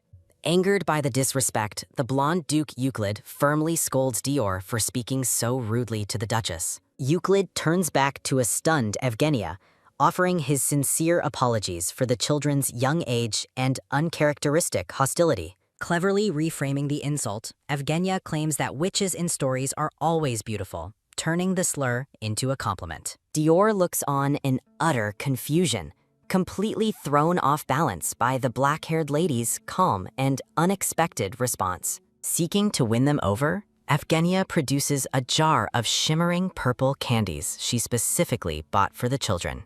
The black-haired lady offers the treats with a sparkle in her eye, inviting the children to taste them. Chibi Evgenia gushes over the children's cuteness as they happily munch on the delicious, sweet purple candies. Euclid watches the interaction with a contemplative gaze, noting the unusual and complex dynamic between his wife and the kids. A sense of unease lingers as a cold and distant woman with brown hair watches the group from the shadows. A dark memory of Marianne's cry of pain resurfaces, hinting at a hidden cruelty lurking within the grand manor. Relaxing in a luxurious bath, the black-haired Evgenia ponders the strange events and hostile atmosphere she encountered upon arrival. A brown-haired maid enters to announce dinner and urges the Duchess to head toward the dining room immediately. Evgenia decides she must personally observe the children to understand the true cause of their fear and behavior. The scene shifts to the grand dining hall of Rudion Castle, where a massive table has been elegantly set. Entering the hall, Evgenia is baffled by the absurdly long distance between her seat and the rest of the family. A maid explains the arrangement was meant to avoid awkwardness, but the distance only makes Evgenia feel more isolated. The black-haired Duchess realizes that from this extreme distance, she can barely even see her husband's face. Nearby retainers whisper in confusion, wondering if the Duke actually intended for his new family to remain so distant. Euclid's handsome presence makes Evgenia swoon as he politely invites her to take her place at the table. To her utter horror, Evgenia realizes she has been placed at the prestigious head of the table, feeling immense pressure. The black-haired lady notices another woman watching her with an intensely sharp and unpleasant gaze during the meal. Evgenia reflects on the cold, suspicious stares this mysterious woman has been directing at her since she arrived. She notes that the children seem oddly wary and hyper-conscious of the stern woman standing behind them. With a focused and suspicious look, Evgenia begins to question the true identity and purpose of this lingering guest. Evgenia asks if the woman is the nanny, but Euclid clarifies that Lady Beers is not a servant. The black-haired lady is surprised to learn that the woman in the room is actually a member of the nobility. Euclid explains that Amy Beers is the late Duchess's sister who helps look after the young children. Evgenia's suspicions grow as she wonders why a noblewoman would reside in such a remote and modest estate. The blonde Duke Euclid looks on as his bride processes the complicated family dynamics and hidden tensions within the castle. Euclid firmly dismisses any notion of an unmarried noble lady residing permanently within the castle for any reason. Evgenia turns to Lady Beers, inquiring if she plans to visit the children again the following day. The black-haired Duchess suggests an afternoon visit instead, planning to tour her new home during the morning hours. Lady Beers dismisses the servants for the day, her stern expression casting a heavy shadow over the room. The brown-haired noblewoman bows respectfully,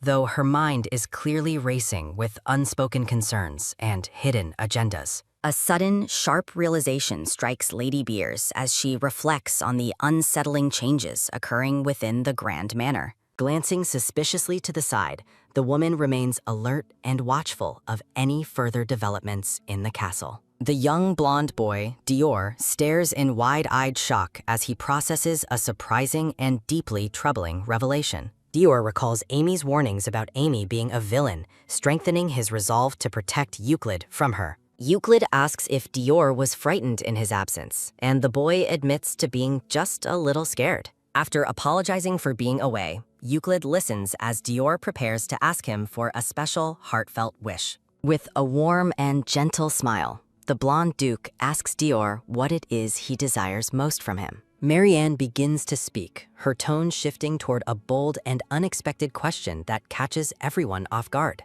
Standing before the group, the blonde girl bluntly asks if the new couple will be sharing a bed tonight. A stunned silence falls over the table as Euclid and Dior reel from the young girl's shocking inquiry. A flustered Euclid tries to laugh off the awkward moment, explaining that Marianne simply enjoys teasing those around her. The black-haired lady, Evgenia, remains silent and thoughtful as she observes the complex and strange family dynamic. A focus on the intricate lace of her gown reflects the high status and pressure she now carries. Shifting back to earlier in the day, the grand and opulent interior of the castle leaves someone breathless. Dior and Marianne stand in awe before a massive mountain of gifts sent to them by their new aunt. A heavy sigh escapes the blonde girl as she processes the confusing contrast between the gifts and the rumors. Noticing his sister's hesitation, the young boy nervously asks if she is angry about this sudden influx of presents. Marianne warns Dior not to blindly trust Amy's claims, even though they were told their aunt is a monster. She recalls Amy's threats of replacement punishment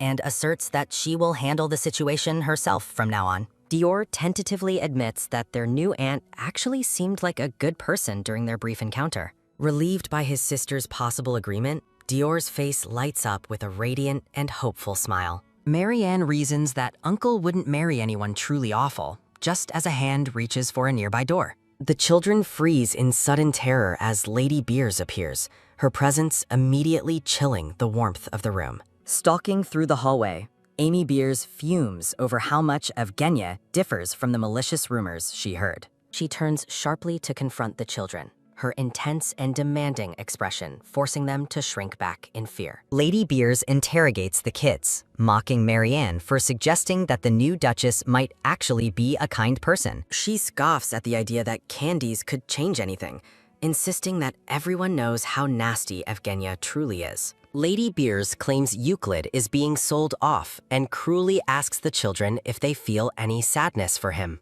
A cold, calculating look in her eye reveals Lady Beers' true intent to manipulate the children's trust and fear. Leaning in with a sinister grin, she asks if they truly want to protect their uncle from the Duchess. Back at dinner, Euclid continues to apologize for Marianne's teasing, hoping his bride hasn't been too deeply offended. Evgenia offers a gentle and reassuring smile, signaling her understanding and patience with the children's unpredictable behavior. A maid announces that the Grace Room is being prepared for use for the first time in many years. Marianne innocently asks if the Duke and Duchess will be sleeping there together, sparking another wave of awkwardness. Euclid blushes as he confirms the arrangement, while Marianne playfully wishes them a wonderful first night as a couple. Confused by the unfamiliar name, Evgenia asks her husband to explain what the Grace Room actually represents.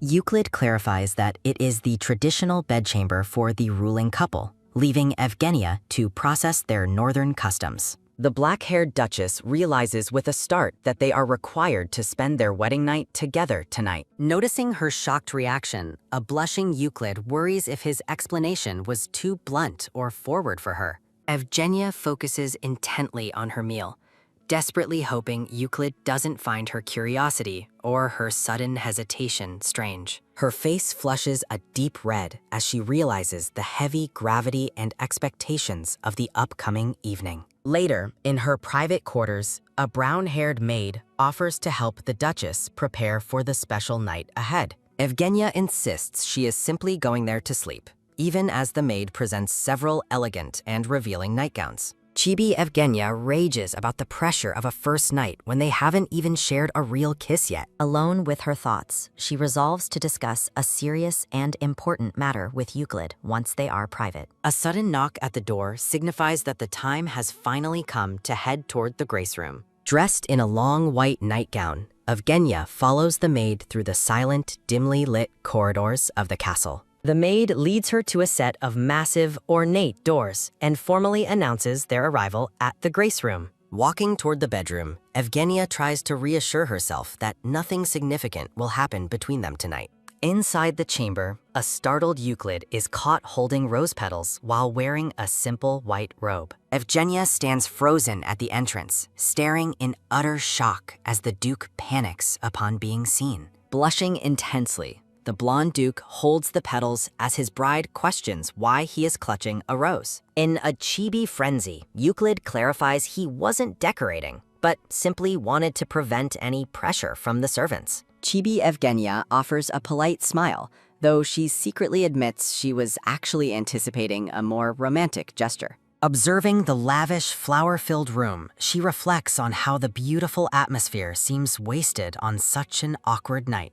Euclid approaches with a serious expression, assuring her there is no need to worry about the night's expectations. The black-haired Duchess watches her husband closely, wondering if he finds the idea of their proximity truly uncomfortable. Evgenia realizes Euclid wants to build trust before sharing a bet, agreeing that their hearts should be in sync. A chibi Euclid remains stiff and nervous, focused on maintaining a stable and equal relationship with his new wife. Offering a gentle and understanding smile, Evgenia reassures the Duke that she is perfectly fine with his decision.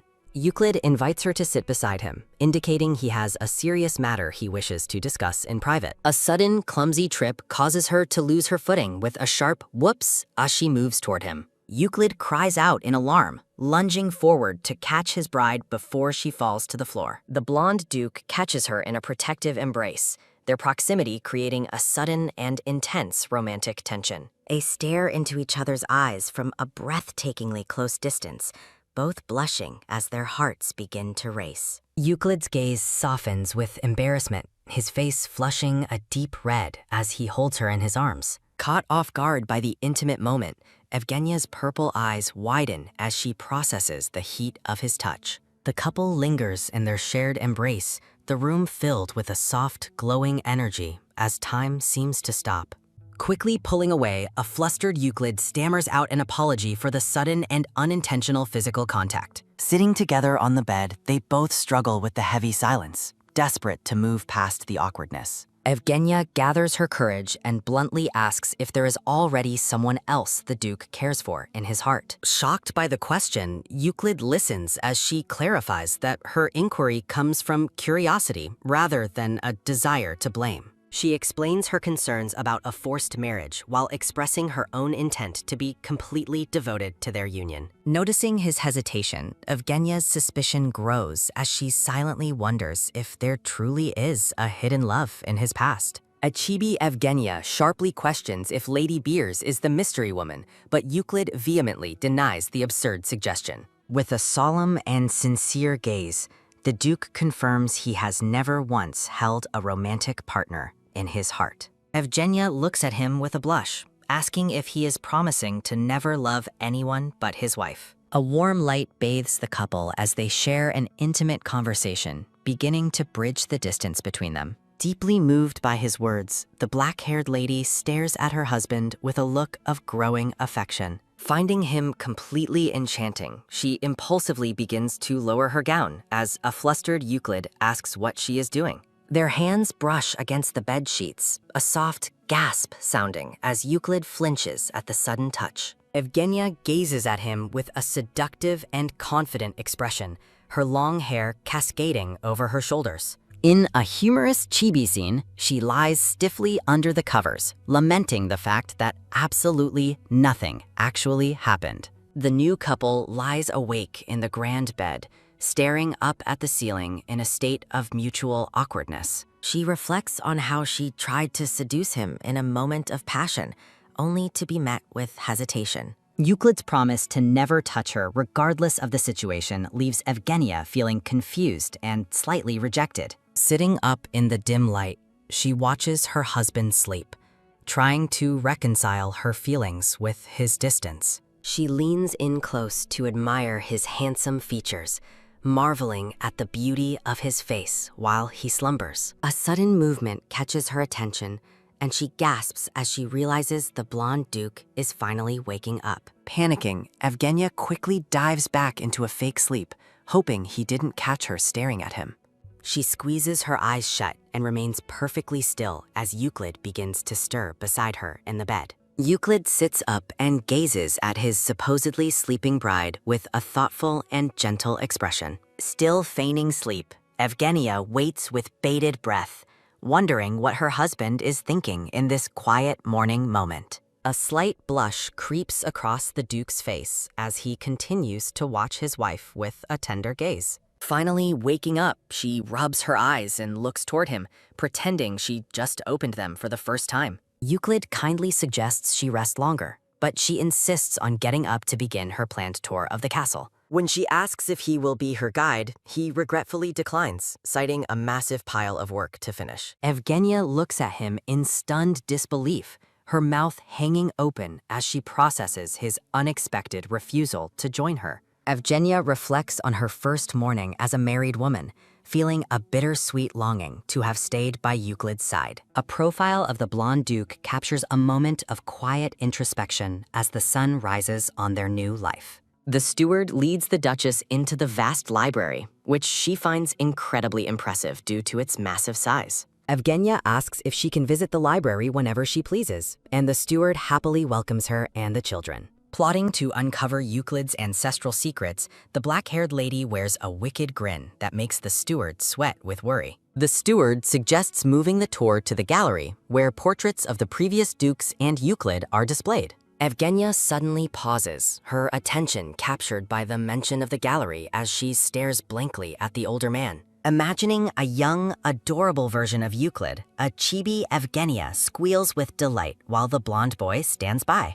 She decides to postpone seeing the portraits until tomorrow, hoping to experience the gallery tour together with her husband. Evgenia asks if her office is located on the same floor as Euclid's study, surprising the steward with the request. The steward explains how they managed the household previously and gleefully anticipates the Duchess taking over all management duties. Chibi Evgenia suspects the steward is simply trying to dump all the chores on her while he relaxes in retirement. The steward leads her through a grand, sunlit hallway, confirming her office is at the end of Euclid's corridor. Noticing the ornate wall lamps are unlit, Evgenia questions if they are merely decorations since she has never seen them used. The steward admits that magic stones are too expensive for the current estate's budget, leaving the lamps cold and dark. Shocked, Evgenia reminds him of the many magic stones and carriages her family sent as part of the wedding gifts. The steward explains that while they are grateful, they do not consider personal gifts as part of the operating budget. Evgenia asks about the status of the estate's debt, but the steward confesses he has no idea when it will be paid. Recalling the original novel's plot, Evgenia realizes something is wrong because the Rudion family's debts should have been settled. She commands the steward to bring her the ledgers for newly added assets and all records of their remaining debt immediately.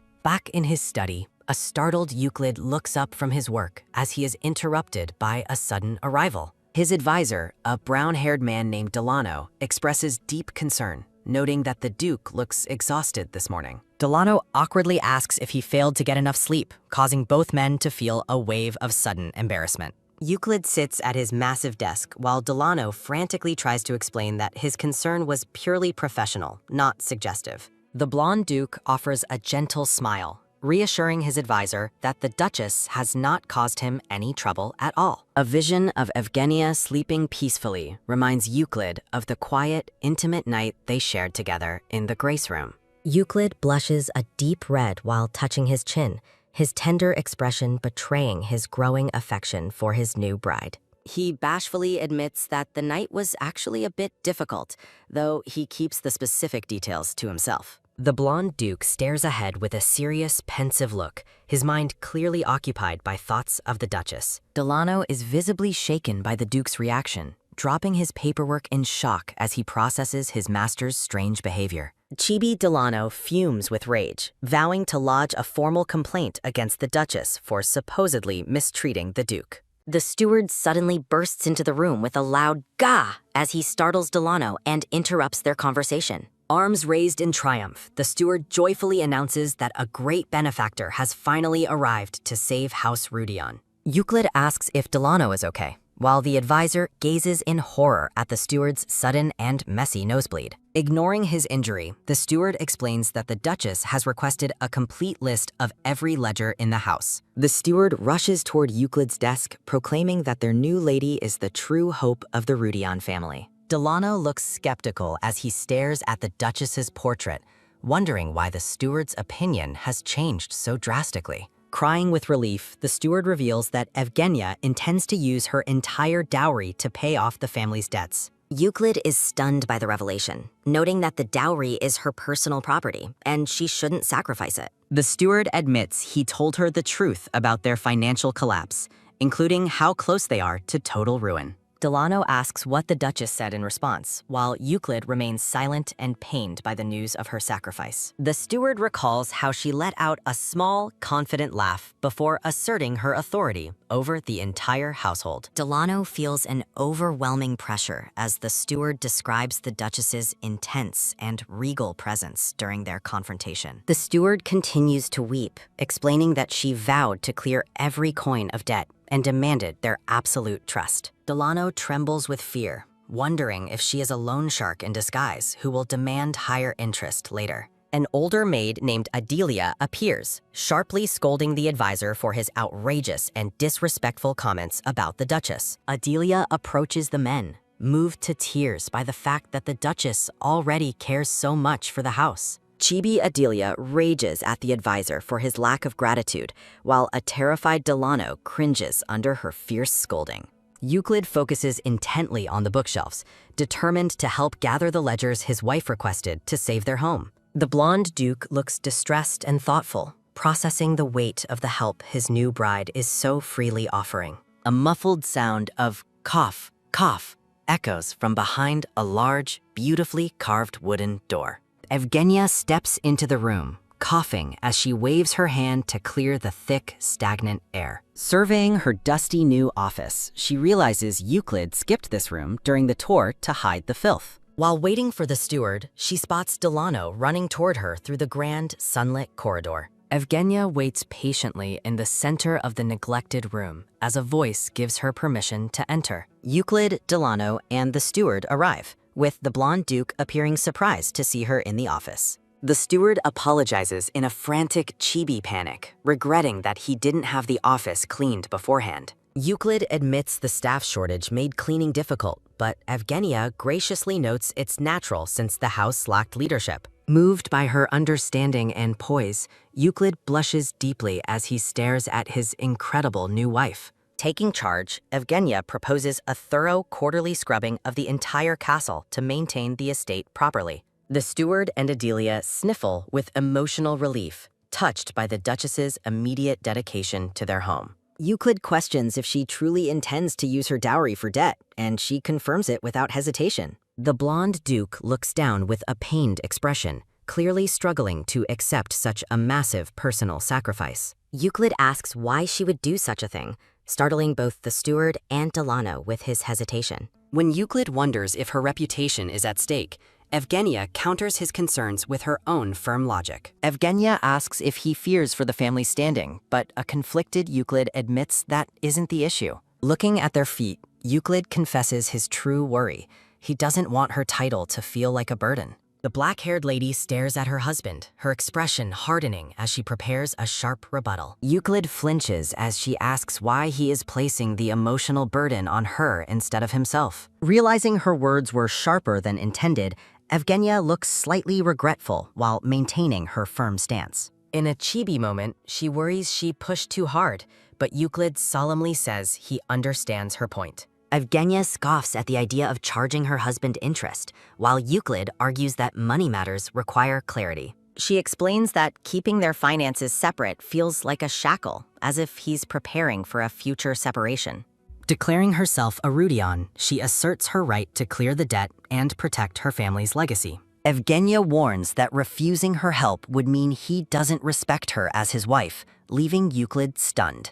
She reminds him of his wedding vow to honor her, leaving the blonde duke speechless under her intense gaze. Euclid sweats nervously as he processes the weight of her words and his duty to respect her wishes. The couple's intensity leaves the servants pretending they saw nothing, much to Evgenia's sudden embarrassment. To break the tension, Chibi Evgenia suggests moving the discussion outside to escape the unhealthy dust. Turning her back, Evgenia leads the way out, telling her husband they are leaving the office for now. Euclid smiles warmly and follows his wife while the servants watch, completely won over by her regal authority.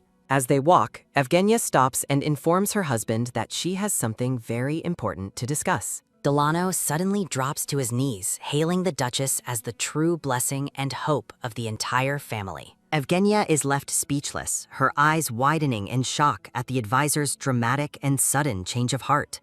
Delano reflects on his past hardships in the poor North while carrying an impossibly tall stack of paperwork. His narrative continues, describing how he saw the arrival of Lady Bazillion as a daunting new obstacle. Delano initially viewed the black-haired lady with fear, viewing her arrival through the lens of negative rumors. A flashback shows Delano screaming in terror during his first encounter with the formidable and imposing Duchess. Everything changed for him after witnessing the intense and heartfelt exchange between the Duke and his new bride. Back in the present, Delano cries with joy, shouting, "My lady," as his past distrust completely evaporates. The advisor prostrates himself on the floor, his dramatic loyalty providing a humorous contrast to the Duchess's confusion. Delano remains bowed in reverence as the narration describes him as a wise man for recognizing her value. Full of newfound vigor, a Chibi Delano sparkles with enthusiasm, ready to serve his new mistress. Evgenia puts him to work, and Delano salutes her with a loud, eager cry of, "Yes, ma'am." Sitting at her desk, Evgenia marvels at how her efficiency reduced a mountain of documents to a single page. She instructs Delano on the new financial reporting format, aiming to revolutionize the management of the duchy. Evgenia hands over more tasks to her new assistant, who listens with wide eyes and absolute devotion. Gazing out the window, the Duchess contemplates her long-term plan to develop the estate and restore its former glory. She focuses on her work as Delano diligently confirms his readiness to assist with her every command. Delano eagerly checks if she is listening before loudly reaffirming his total commitment to her service. Evgenia's eyes narrow as she identifies silver linings amidst the disastrous financial wreckage of House Rudion. Narrations reveal that the estate possesses valuable mines and territories, promising a recovery once the debt vanishes. Surveying her massive dowry of gold and jewels, the Duchess plans to liquidate her wealth to save her house. Focused and determined, the black-haired lady studies the ledgers, knowing efficiency is the key to her liquidation strategy. Delano expresses uncertainty about the logistics, causing the Duchess to pause her work and look up with mild irritation. Evgenia declares her intention to sell the assets through her personal maid, leaving her advisor looking visibly confused. Reaching for her necklace, Evgenia instinctively begins to call for Anne before realizing her trusted maid isn't there. An empty silhouette marks the maid's absence, leaving the room feeling cold as Yevgenia stares at the traces. A memory shows Anne making excuses to stay away for 2 days, a request that now seems deeply suspicious. Chibi Delano radiates newfound energy, saluting his mistress as he promises to handle any mountain of paperwork she provides. The advisor hesitates for a moment, his expression softening as he looks at the hardworking and regal Duchess. Evgenia clutches her collar, wondering if she will truly get the chance to restore the family's former glory. A series of sharp tock-tock knocks interrupt Delano's gushing praise as someone arrives at the office door. Euclid enters the office, his blonde hair glowing as the Duchess welcomes her husband as her greatest blessing. The blonde Duke walks toward her desk, reporting that he has finished eating his meal in the dining hall. Euclid looks apologetic, explaining that he ate separately to avoid interrupting her intense and important work schedule. Evgenia stares at him with deep concern, firmly insisting that he must never skip a meal for his health. In a chibi moment, she gushes internally, finding Euclid's humble and caring nature to be absolutely heart-melting. Documents clutter the desk as she confirms they should pay the debt interest before the next month's deadline. Chibi Euclid offers to have dessert sent up, a thoughtful gesture that brings a spark of joy to the room. Evgenia imagines the blonde children joyfully eating cake, motivated by their adorable presence to push through her exhaustion. The Duchess stands up, surprising her husband by offering to go herself despite her mountain of unfinished paperwork. Blushing and embarrassed, Chibi Evgenia struggles to admit she simply wants a happy dessert break with the children. A close-up of Euclid's eyes through his glasses captures his quiet admiration for his wife's sudden change of heart. Evgenia looks down with a soft, melancholic gaze, reflecting on the heavy responsibilities she has taken upon herself. Euclid agrees to her request, while the Duchess secretly vows to protect her husband from becoming further exhausted. The blonde Duke blushes and turns away as a rhythmic tock-tock of footsteps echoes through the hall. A brown-haired lady sits in a sunlit parlor, sipping tea with a look of bored entitlement and arrogance. Marianne and Dior watch her nervously as she questions why the Duchess skipped her meal earlier that day. The woman reflects on the fees paid to house beers, doubting that the new bride can truly help them. Looking out the window, she complains about her stingy father and her desire to have married Euclid herself. Sipping her tea, she maliciously wonders if the Duke and his bride have even managed to consummate their marriage. A dark, gloomy vision suggests the couple is distant, reinforcing the lady's hope that they don't get along. She predicts the Duchess will flee within a week, terrifying the children who overhear her cold and dismissive words. Dior's hand shakes as he draws, his heart breaking at the suggestion that his kind new aunt is leaving. The young boy sits in a blue-tinted atmosphere of despair, terrified that he might lose his new family member. Chibi Marianne looks distressed, explaining that the maids took their toys away because they weren't being played with. The brown-haired lady walks away, uncaring of the children's sadness, searching for a way to kill her boredom. She stops and looks back with a sharp, suspicious glance as something on the floor catches her eye. Dior is startled as she asks about the item, her attention suddenly locked onto one of the discarded toys. A golden teddy bear with a pink ribbon sits on the floor, its eyes shimmering brilliantly in the light. The brown-haired lady gasps in shock, realizing the bear's eyes are made of genuine and very expensive emeralds. Evgenia's voice coolly reveals that the doll cost 15 gold, her presence looming behind the stunned and greedy woman. Horrified by the price, the chibi lady screams in disbelief as she processes the insane wealth the Duchess possesses. She questions how a mere doll could be so expensive, her eyes wide with a mix of shock and envy.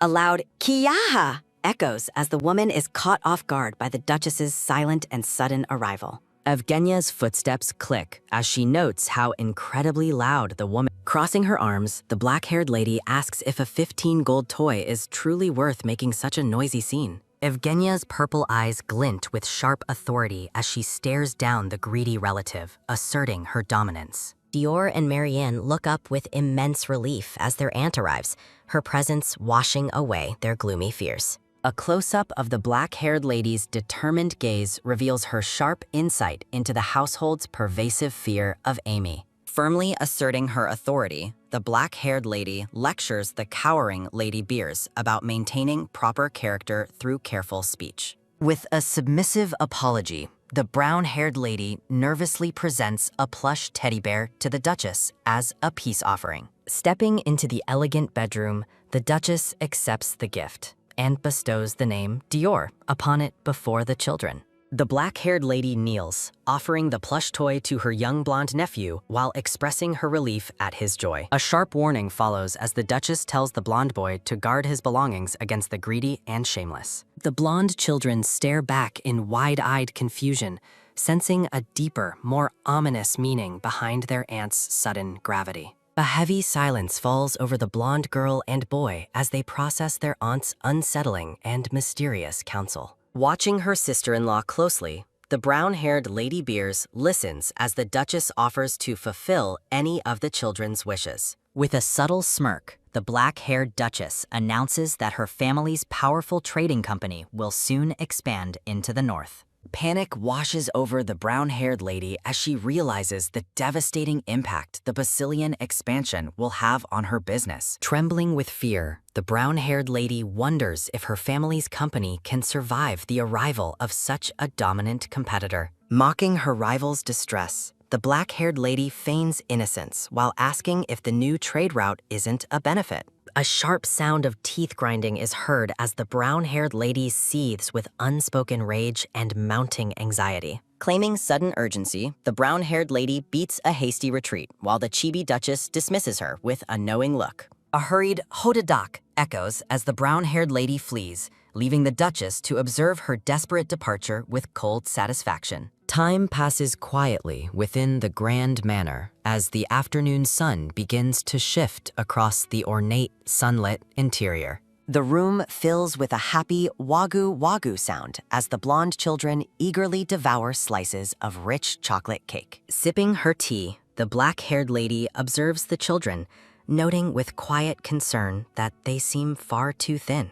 The Duchess contemplates the lack of servants present to assist the children, adding to her growing list of household grievances. Clad in a sharp suit, the black-haired woman reflects bitterly on the cruelty of family members who wear deceptive masks. Turning back, the blonde children exchange a hesitant glance before confirming the truth of their aunt's daily and intrusive presence. Offering a rare, soft smile, the black-haired lady reassures her niece that she is always available to help her. The blonde girl stares up in wonder, clearly moved by her aunt's unexpected and genuine show of support. A rhythmic tuck of heels sounds as the Duchess walks through the hall, her mind racing with lingering suspicions. Pushing open a heavy door with a bellcock sound, the Duchess suspects there is more to the relationship with House Beers. Anne and the brown-haired man greet the Duchess warmly, welcoming her home after her long and taxing afternoon. The tawny-haired maid notices her lady's heavy mood, earning the Duchess's secret admiration for her sharp and attentive intuition. Recalling the family ledgers, the black-haired lady explains to Anne how House Rudion has been paying suspicious distribution fees to Lady Beers. Looking contemplative, the Duchess notes that the exorbitant fees being paid for transporting goods to the north are entirely unjustifiable. A vision of Euclid's late brother appears, suggesting that a forced and unfair agreement may have been struck years ago. Rubbing her chin thoughtfully, the tawny-haired maid agrees that there is definitely a deep-seated problem within the household's finances. In a playful chibi moment, the two women conspire over the suspicious records, determined to uncover the truth behind the hidden deals. Shadows of the past reveal that Euclid's brother married the Count's daughter shortly after the suspicious financial deals were made. Gripping her arms tightly, the Duchess resolves that the opening of her family's trading branch will finally end this extortion. Radiant with fury, the black-haired lady seethes over the years of manipulation her new family has endured. When the maid suggests involving Cyanel, the black-haired lady wonders why her brother's name is suddenly being brought up. Anne points out that Cyanel's expertise in auditing unfair economic activities makes him the perfect ally to crush the monopoly. Standing amidst the towering bookshelves, the Duchess learns that it may still be possible to legally punish the Beers family. The Duchess questions why House Rudion never used the law to fight back, suspecting a much deeper and darker secret. Remembering Euclid's reluctance to visit the capital, the black-haired Duchess wonders if the imperial family bears a grudge against his house. A chilling realization dawns on the black-haired lady as she considers the possibility of high-level imperial hostility toward her husband. Clenching her fists, the tawny-haired maid prepares to deliver another shocking piece of information to her increasingly troubled mistress. Shadows of whispering nobles suggest that the Emperor's quiet hatred for the North is a well-known secret among the elite. A sudden Miamchit flinch halts the conversation as the chibi maid hesitates to reveal an even more scandalous event. Hushing the Duchess, the tawny-haired maid nervously admits to exaggerating slightly,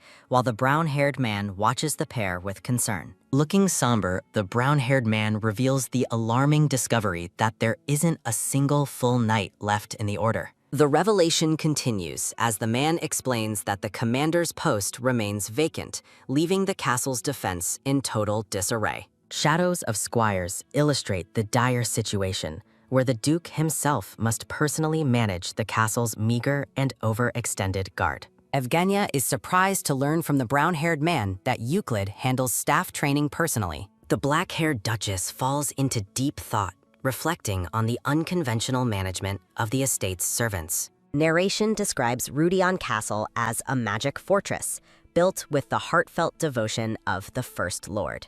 Standing in the sunlit office, the advisor explains that even long-term staff cannot operate the castle's hidden defenses. Evgenia gestures for the man and her brown-haired maid to approach, leaving them both visibly confused. In a secretive chibi moment, Evgenia whispers her tactical plans for Gressel while her subordinates listen intently. The Duchess's hidden instructions spark a sudden fire of devotion, leaving her bewildered by their explosive excitement. The brown-haired maid enthusiastically promises to contact Black, leaving the black-haired Duchess completely baffled by the terminology. When Anne mentions gold, Evgenia's confusion deepens as she realizes she has no idea what these codenames represent. Resting on her chaise, Evgenia reflects on hiring mercenaries and appointing Gressel as the new commander of the knights. Gressel stands tall at the head of a loyal group of knights, ready to fulfill the Duchess's commands. Seated at her desk, Evgenia meticulously audits distribution records from House Beers to uncover any potential contractual flaws. A chibi Evgenia feels a surge of gratitude toward House Basilian,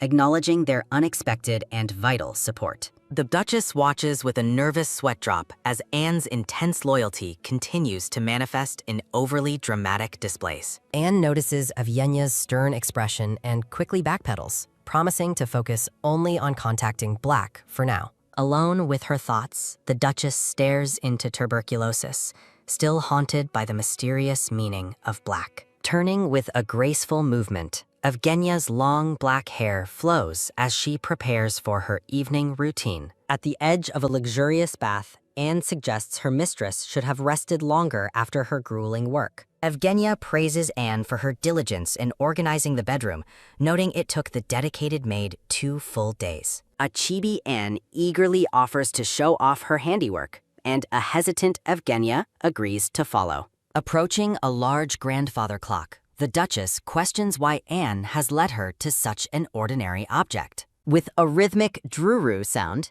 Anne skillfully turns the clock hands backward, triggering a hidden mechanism within the room. A quick tock-tock knock on the adjacent wardrobe confirms the secret sequence is nearly complete. A hidden door slides open with a low rumble, leaving Evgenia shocked while a beaming Anne reveals the secret. The maid invites her lady to enter the secret chamber, her eyes sparkling with pride at the hidden surprise. Inside, a dazzling shalala brilliance reveals a secret boutique overflowing with magnificent dresses and priceless jewels. Evgenia is stunned by the secret room's luxury, worrying about the implications of such a space within Rudion Castle. Realizing her past self must have ordered this, a chibi Duchess laughs nervously while Anne watches with confusion. A sharp gasp escapes Evgenia as she spots a familiar item among the hidden treasures of the secret vault. Her mind races as she identifies a pouch with the exact same pattern as the one given to Rehart.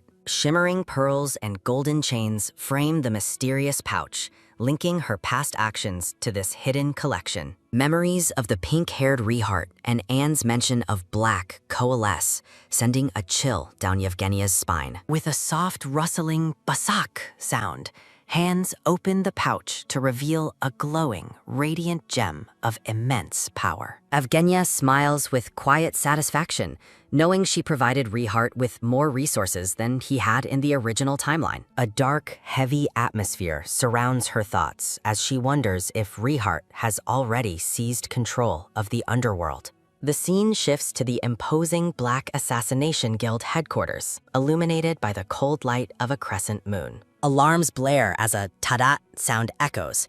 A blood-splattered, pink-haired youth fights his way through the guild's outer defenses. With a fierce pang sound, the pink-haired boy moves with supernatural speed, effortlessly cutting down the guild's elite guards. Watching from a window, a scruffy man notes with awe that the intruder disarmed his men without causing serious harm. Rehart stands amidst the fallen guards, his sheer skill leaving the seasoned assassins feeling completely helpless and outmatched. The scruffy guild member realizes their master used this attack to keep them sharp and test their newfound readiness. A loud bielkak sound announces the intrusion as a door is kicked open, signaling the end of the skirmish. Rehart walks through the doorway with a steady jobuk step, his expression calm despite the blood on his face. The scruffy man asks if the intruder is Lord Reinhardt, and the pink-haired youth confirms his identity with cold authority. Dropping to one knee with a chuck sound, the scruffy man pledges his eternal loyalty to Rehart,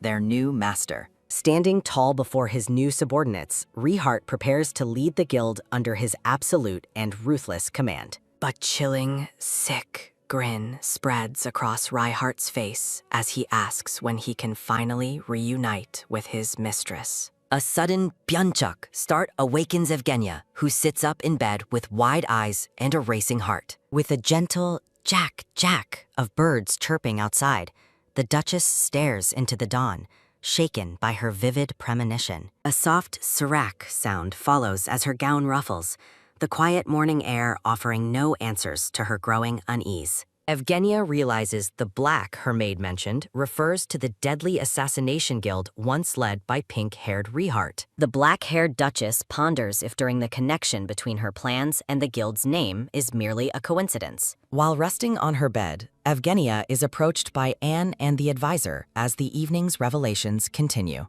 A sudden realization strikes Evgenia, her purple eyes widening with a mix of suspicion and mounting internal alarm. The brown-haired advisor sternly warns Anne to speak more respectfully of the powerful figure she calls Black. Anne laughs off the warning, proudly asserting that everyone in the secret organization has always been loyal to Evgenia. Evgenia reels in shock as she discovers her past self meticulously organized these powerful forces long before her arrival. While the advisor offers a chibi thumbs-up of admiration, the black-haired Duchess fears she has accidentally opened Pandora's box. A quiet, sunlit hallway reflects Evgenia's simple desire to lead a peaceful life alongside her husband, Euclid. Walking with grace, the Duchess resolves to keep her dangerous secrets hidden to protect her fragile domestic happiness. Reaching for a door, Evgenia seeks a moment of solace to calm her racing heart after the night's discoveries. Entering the library, she plans to bond with the children by discussing her quiet and hardworking husband. Evgenia pauses, her sharp eyes noticing a grandfather clock placed awkwardly between the library's massive, ornate bookshelves. Suspecting another hidden mechanism, her hand moves toward the clock face as she wonders what secret lies within. The library stands silent and still as the black-haired lady prepares to unravel yet another mystery of the estate. A faint click sounds as Evgenia successfully triggers the mechanism, realizing her intuition about the room was correct. Stunned by the hidden passage's reveal, the Duchess stares into the darkness, questioning what more her past self concealed. A dark secret passage appears. Evgenia stares in utter shock. She remains frozen at the entrance of the secret stairwell, her mouth agape in total disbelief. A soft, airy rustle sounds as her dress settles. Despite her initial trepidation, Evgenia's curiosity wins out, and she decides to explore the mysterious, blue-lit magic fortress of a secret room. She begins her descent down the dark stone steps, wondering what secrets might be waiting for her at the bottom. A steady tap sounds with each step. As she walks, she wonders if she will find priceless treasures or if the path is merely an ordinary secret escape route. She passes through a hallway filled with glowing blue flora, noting that noble estates often have hidden paths for emergency exits. Evgenia stops mid-step, her expression becoming alert and suspicious as she hears a faint sound ahead. A heavy metal door looms. A soft sliding rustle sounds as she prepares to reach for the heavy door. Evgenia listens intently as voices from beyond the door discuss low-born con artists and bloodlines. A soft, airy sound punctuates the cruel words. The brown-haired woman shouts at the two blonde children, blaming them for not conveying her message to the Duke. She continues her verbal assault, claiming that the duchy would be better off without the Duke's current wife or the trading company. The woman grabs the boy's hand tightly, demanding the children tell the Duke to either remove the company or keep paying distribution fees. She cruelly reminds the weeping boy that his dead father made a promise that they must uphold. Evgenia tells the child to inform her immediately if a situation like today happens again. The girl remembers the lady's kindness, which gives her the strength to finally say no to her aunt's demands. The young girl screams her refusal, tearfully declaring that she will never say what the woman wants her to say to her uncle. The brown-haired woman is taken aback by the child's sudden and fierce defiance. She sneers at the girl, warning her not to get arrogant just because the lady of the house showed her a bit of kindness. The cruel woman laughs mockingly. She tells the children that once the Duke and his wife know their true identity, they will no longer be treated like human beings or family. A sudden, thunderous boom sounds as a hand slams into the wall, casting a terrifying shadow over the brown-haired woman. Evgenia seizes the woman by her hair, her face dark with a terrifyingly calm intensity that leaves the woman gasping in fear. With a cold, piercing gaze, Evgenia asks the woman if she has been tormenting the children this entire time. Evgenia asks if the woman has been acting like this all along while a steady tap sounds. A heavy thud sounds as the brown-haired woman collapses onto the floor. Evgenia stands tall over the fallen woman, her expression one of utter disdain as she demands to know exactly how long this has been happening. The brown-haired woman stammers out a weak, desperate defense, claiming things are not as they appear. Evgenia leans in close, gripping the woman's dress as she delivers a silent, crushing threat. A heavy, rhythmic boom sounds in the room. The brown-haired woman realizes she has no reason to be scared and asks what it has to do with Evgenia anyway. In a final, desperate act, the woman tries to deflect the blame by accusing Evgenia of only caring about another man while being married to the Duke. Evgenia demands to know who started the rumors about her and another man while gripping Amy. The brown-haired woman argues that her status as the children's aunt and the Duchess remains unchanged. Evgenia demands to know if the children were physically harmed while forcefully holding Amy by the collar. A shaky Dior admits that the brown-haired woman pinched them frequently as Yevgenia's eyes sharpen in anger. Evgenia is horrified to learn about the physical abuse the children endured. Evgenia decides against immediate physical retaliation for the sake of the children's well-being. A sudden, heavy thud echoes through the room as tension peaks. A sharp, terrified scream rings out from the core. Evgenia orders the cruel woman to leave immediately with a terrifying, cold authority. The brown-haired woman flees the room in a desperate, terrified panic. Evgenia gently comforts the trembling children and tells them they are safe now. The children look up at Yevgenia with lingering fear and hesitation. The blonde girl tearfully pleads with Evgenia to keep their secret from her uncle. Evgenia stoops down to listen as the blonde girl begins a difficult explanation. The blonde girl reveals that their mother was not actually a member of the Beers family. Evgenia listens intently as the children's true lineage is revealed. The girl explains that Euclid's brother knowingly married a commoner despite the social consequences. The father accepted a crushing financial deal with Count Beers to hide his wife's commoner status. The blonde girl asks if their lack of noble blood means they can no longer call her aunt. Evgenia firmly maintains that she is their aunt regardless of the secrets she just heard. The blonde girl stares in total disbelief at Evgenia's unwavering acceptance. Evgenia assures the children that the blackmailers are not their true family. Evgenia explains that their formal registration in House Rudion makes them legitimate nobles despite the rumors. She gazes at the children with her calm and reassuring smile. The blonde girl tearfully argues that their presence is merely a burden to their uncle. Evgenia is baffled by the children's belief that they are unwanted burdens. Evgenia tells the children she will be disappointed if they truly believe they are a burden. The blonde boy reveals they tried their best to please their uncle while rejecting Amy's influence. The children confess to suppressing their own feelings to accommodate Amy's demands for their uncle's attention. She listens in silence to the children's heartbreaking confessions, a reminder that the Duke prioritizes spending mealtime with the children. The scene shifts to a memory of the Duke sharing a meal with the blonde children. Evgenia emphasizes that their uncle always thinks of them and rushes home whenever possible. The children listen as Yevgenia prepares to explain the truth of their uncle's affection. A warm memory shows the blonde man holding the two happy children in his arms. Tears well up in the blonde girl's eyes as she processes the kindness. Evgenia pulls both sobbing children into a warm and protective embrace. Evgenia vows to make the brown-haired woman pay for attempting to ruin her peaceful life. The sun shines brightly over the grand and ornate castle. Evgenia asks the children if they have finally found some peace of mind. The two blonde children look up, still emotional but visibly relieved. Evgenia asks the children if they still wish to hide the truth from their uncle. She waits patiently for their answer while keeping them close. The children finally agree to her suggestion, while Evgenia finds their reactions incredibly adorable. A sudden concerned knock sounds at the door as someone asks if the lady is safe. The door begins to open as the blonde boy lets out a small hiccup. A single, decisive footstep enters Guru. The Duke stops in his tracks, stunned by the emotional scene unfolding before him. The maid gasps in shock as she spots the two children in their disheveled state. The maid explains that Amy's frantic departure led her to believe something terrible had occurred. Euclid and the maid look on with deep concern as the Duke notes that even the normally composed Lady Marianne is crying, urgently asking if everyone is all right and if the children have done something wrong. From off-screen, the children insist they aren't crying because of their aunt. The children look on with sorrow. Euclid pauses, looking somewhat skeptical as he reflects on the children's sudden outburst. Behind the scenes, Evgenia notes that the children's fervent denials are only deepening the misunderstanding, though she finally understands the cause of their distress. Euclid gently pats their blonde hats. Euclid gives orders to a maid, requesting a wet cloth, ointment for wounds, and bandages, to which she obediently complies. Evgenia wonders why he mentioned wounds, recalling the children said Lady Beers hadn't physically struck them. She worries if there are injuries she failed to notice. Evgenia reaches out to Marianne and Dior to ask if they are truly okay, but the girl assures her she is fine. Euclid takes Evgenia's hand, telling her to relax so she doesn't make her own wound worse, leaving her stunned. Evgenia realizes she likely got hurt while bursting out of the wardrobe earlier. A visible wound marks her wrist. The children watch their aunt closely. He stops to examine her hand. Evgenia is mentally reeling, find it insane that Euclid is personally bandaging her hand. Euclid carefully bandages her injured hand. Evgenia reflects on how she ended up keeping the secret passage from Euclid, noting that he seems to be deliberately avoiding asking further questions. Sunlight bathes the magnificent stone castle. Evgenia narrates that since Amy stopped visiting the castle entirely, everyone began speculating that she had driven the woman away and scolded the children.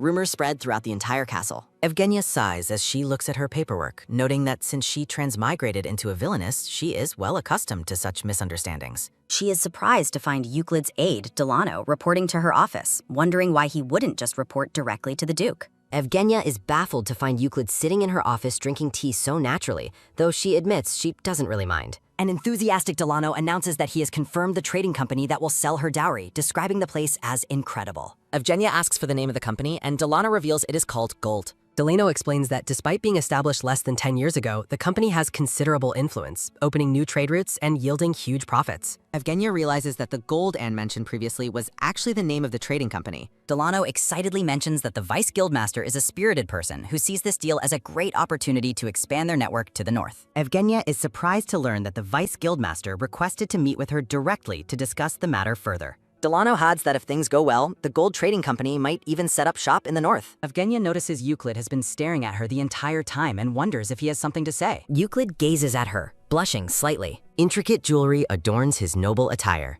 Evgenia asks the Duke if he has something to say, and he awkwardly mentions that the Magic Tower has contacted them. A memory of the silver-haired Tower Lord appears as Euclid explains the tower feels bad for giving her a used carriage and feels they failed their customer. Euclid explains they offered a brand new magic carriage in exchange for the old one, but Delano privately doubts the Tower Lord cares about customer trust. Evgenia tells them to say it's fine since they promised there would be no takebacks, and Delano agrees to convey her wishes. Someone calls for Dior outside. Hearing a knock, Evgenia invites the visitors to come in. Marianne and Dior burst into the room, happily announcing it's lunchtime and inviting their aunt and uncle to eat together. Evgenia is amused that the children came to her office first before visiting Euclid, and she happily agrees to go. Marianne looks away with a blush. Marianne thinks to herself that while she couldn't work up the courage for 5 days, she will definitely tell her uncle the truth today. Euclid watches the children with affection.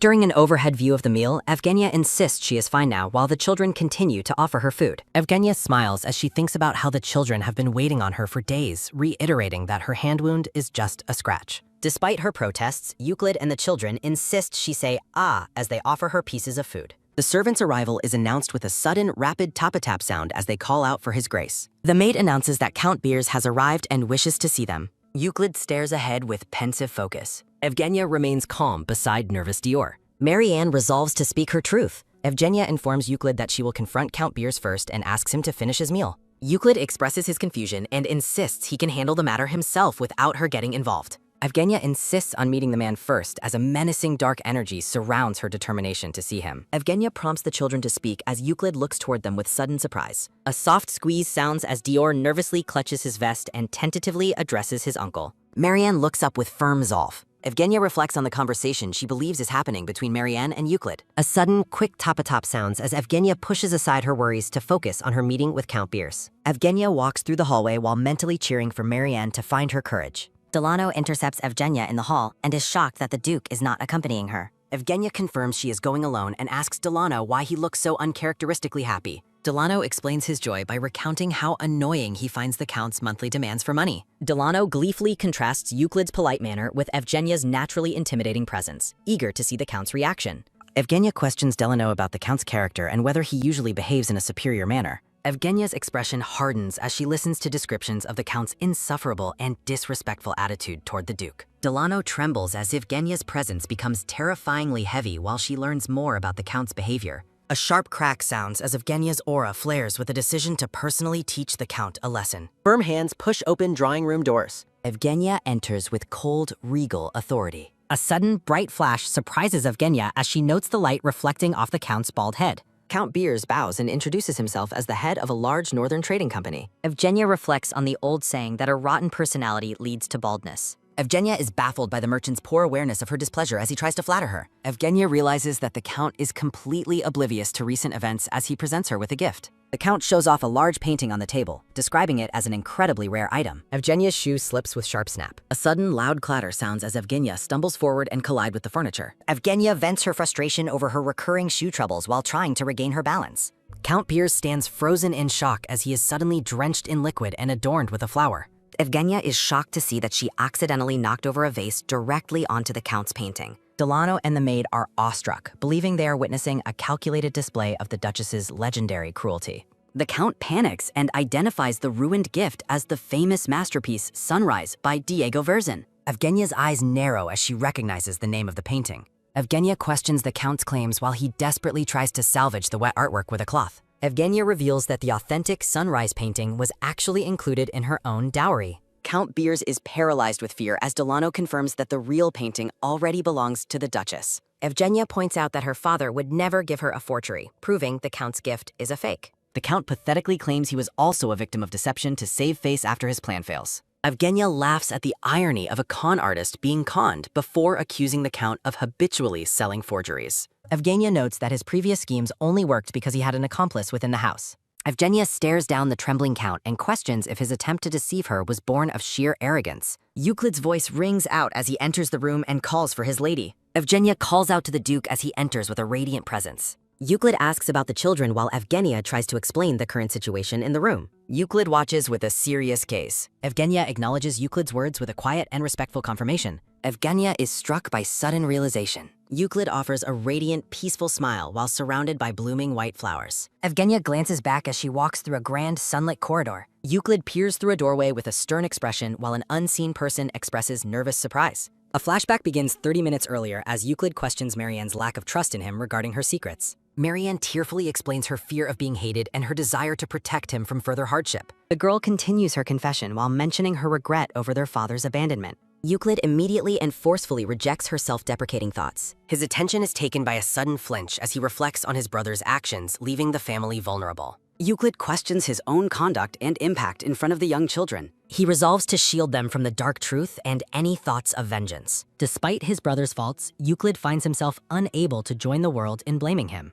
Feeling personally responsible for the family's tragedy, he kneels to give the children a warm hug and an apology. Euclid reassures Marianne and Dior that they are his precious family and that their bond will never change. The children embrace him with joyful laughter, mentioning that their aunt's words were correct. Dior joyfully recalls their aunt's promise that they would always be precious to their uncle. A memory shows Evgenia comforting the sobbing children with a warm hug.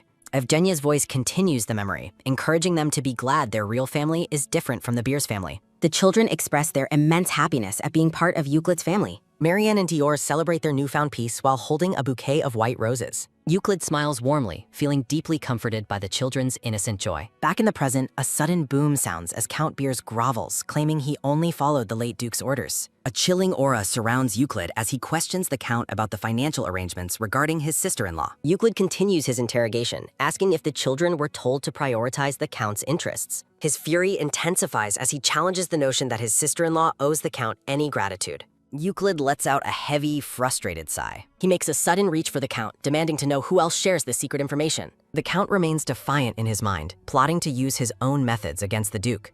Euclid repeats his demand for the identities of those who know the truth. He looms over the trembling man, ordering him to answer quickly. Count Beers remains on his knees, surrounded by an atmosphere of intense pressure. The Count secretively considers using his knowledge as leverage against Euclid. An official from the Imperial Treasury suddenly interrupts by bursting into the drawing room. The Count reacts with outrage at the intrusion before being informed of a serious legal problem. Canis Hewen introduces himself and his team of Treasury officials to the gathered nobles. The official announces an investigation into the Beers Trading Company for illicit wealth and trade law violations. Canis apologizes for the interruption, explaining they tracked the Count directly to the castle. Euclid remains cold and suspicious, questioning the official's lack of protocol in his home. Canis is visibly flustered as he explains that the Duchess herself granted them entry. Euclid acknowledges the explanation with a calm, analytical expression. Outside the castle gates, a servant prepares to notify the lord of the Imperial Palace's arrival.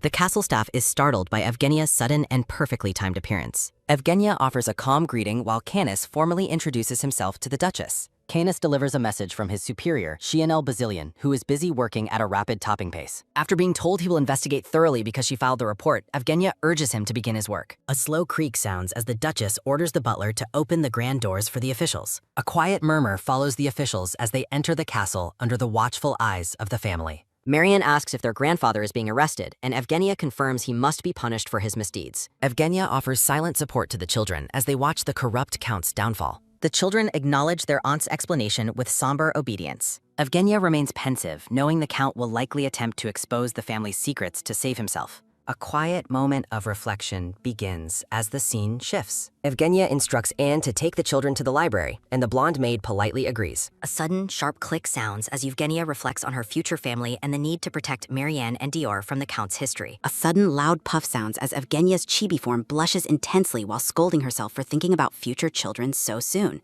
Euclid watches his wife with a calm and deeply thoughtful expression. Evgenia realizes she should apologize to Euclid for independently contacting the capital and causing a stir. A voice calls out to the couple, announcing that a report is ready to be delivered. Canis Hewin beams with a bright and joyful smile. Behind dungeon bars, Count Beers stands as Canis explains the investigation into the trading company is nearly finished and they are moving to the Count's estate. Canis thanks the Duke and Duchess for their cooperation, while Euclid tells him to think nothing of it. Evgenia mentions the con attempt involving a painting, shocking the brown-haired official. Evgenia details the forgery of Diego Verzen's work, wondering if the Count was actually trying to sell it to her. Canis is appalled by the Count's actions and vows to ensure he pays the full price for his crimes. Evgenia promises to inform Canis's brother of the excellent work he has done. Canis reacts with humble surprise, feeling that such a reward is unnecessary. A sudden, sharp flinch sounds as Eugenia is startled by Euclid's presence behind her. Evgenia apologizes for making a big deal of the situation, explaining she noticed financial irregularities before hearing the children's story.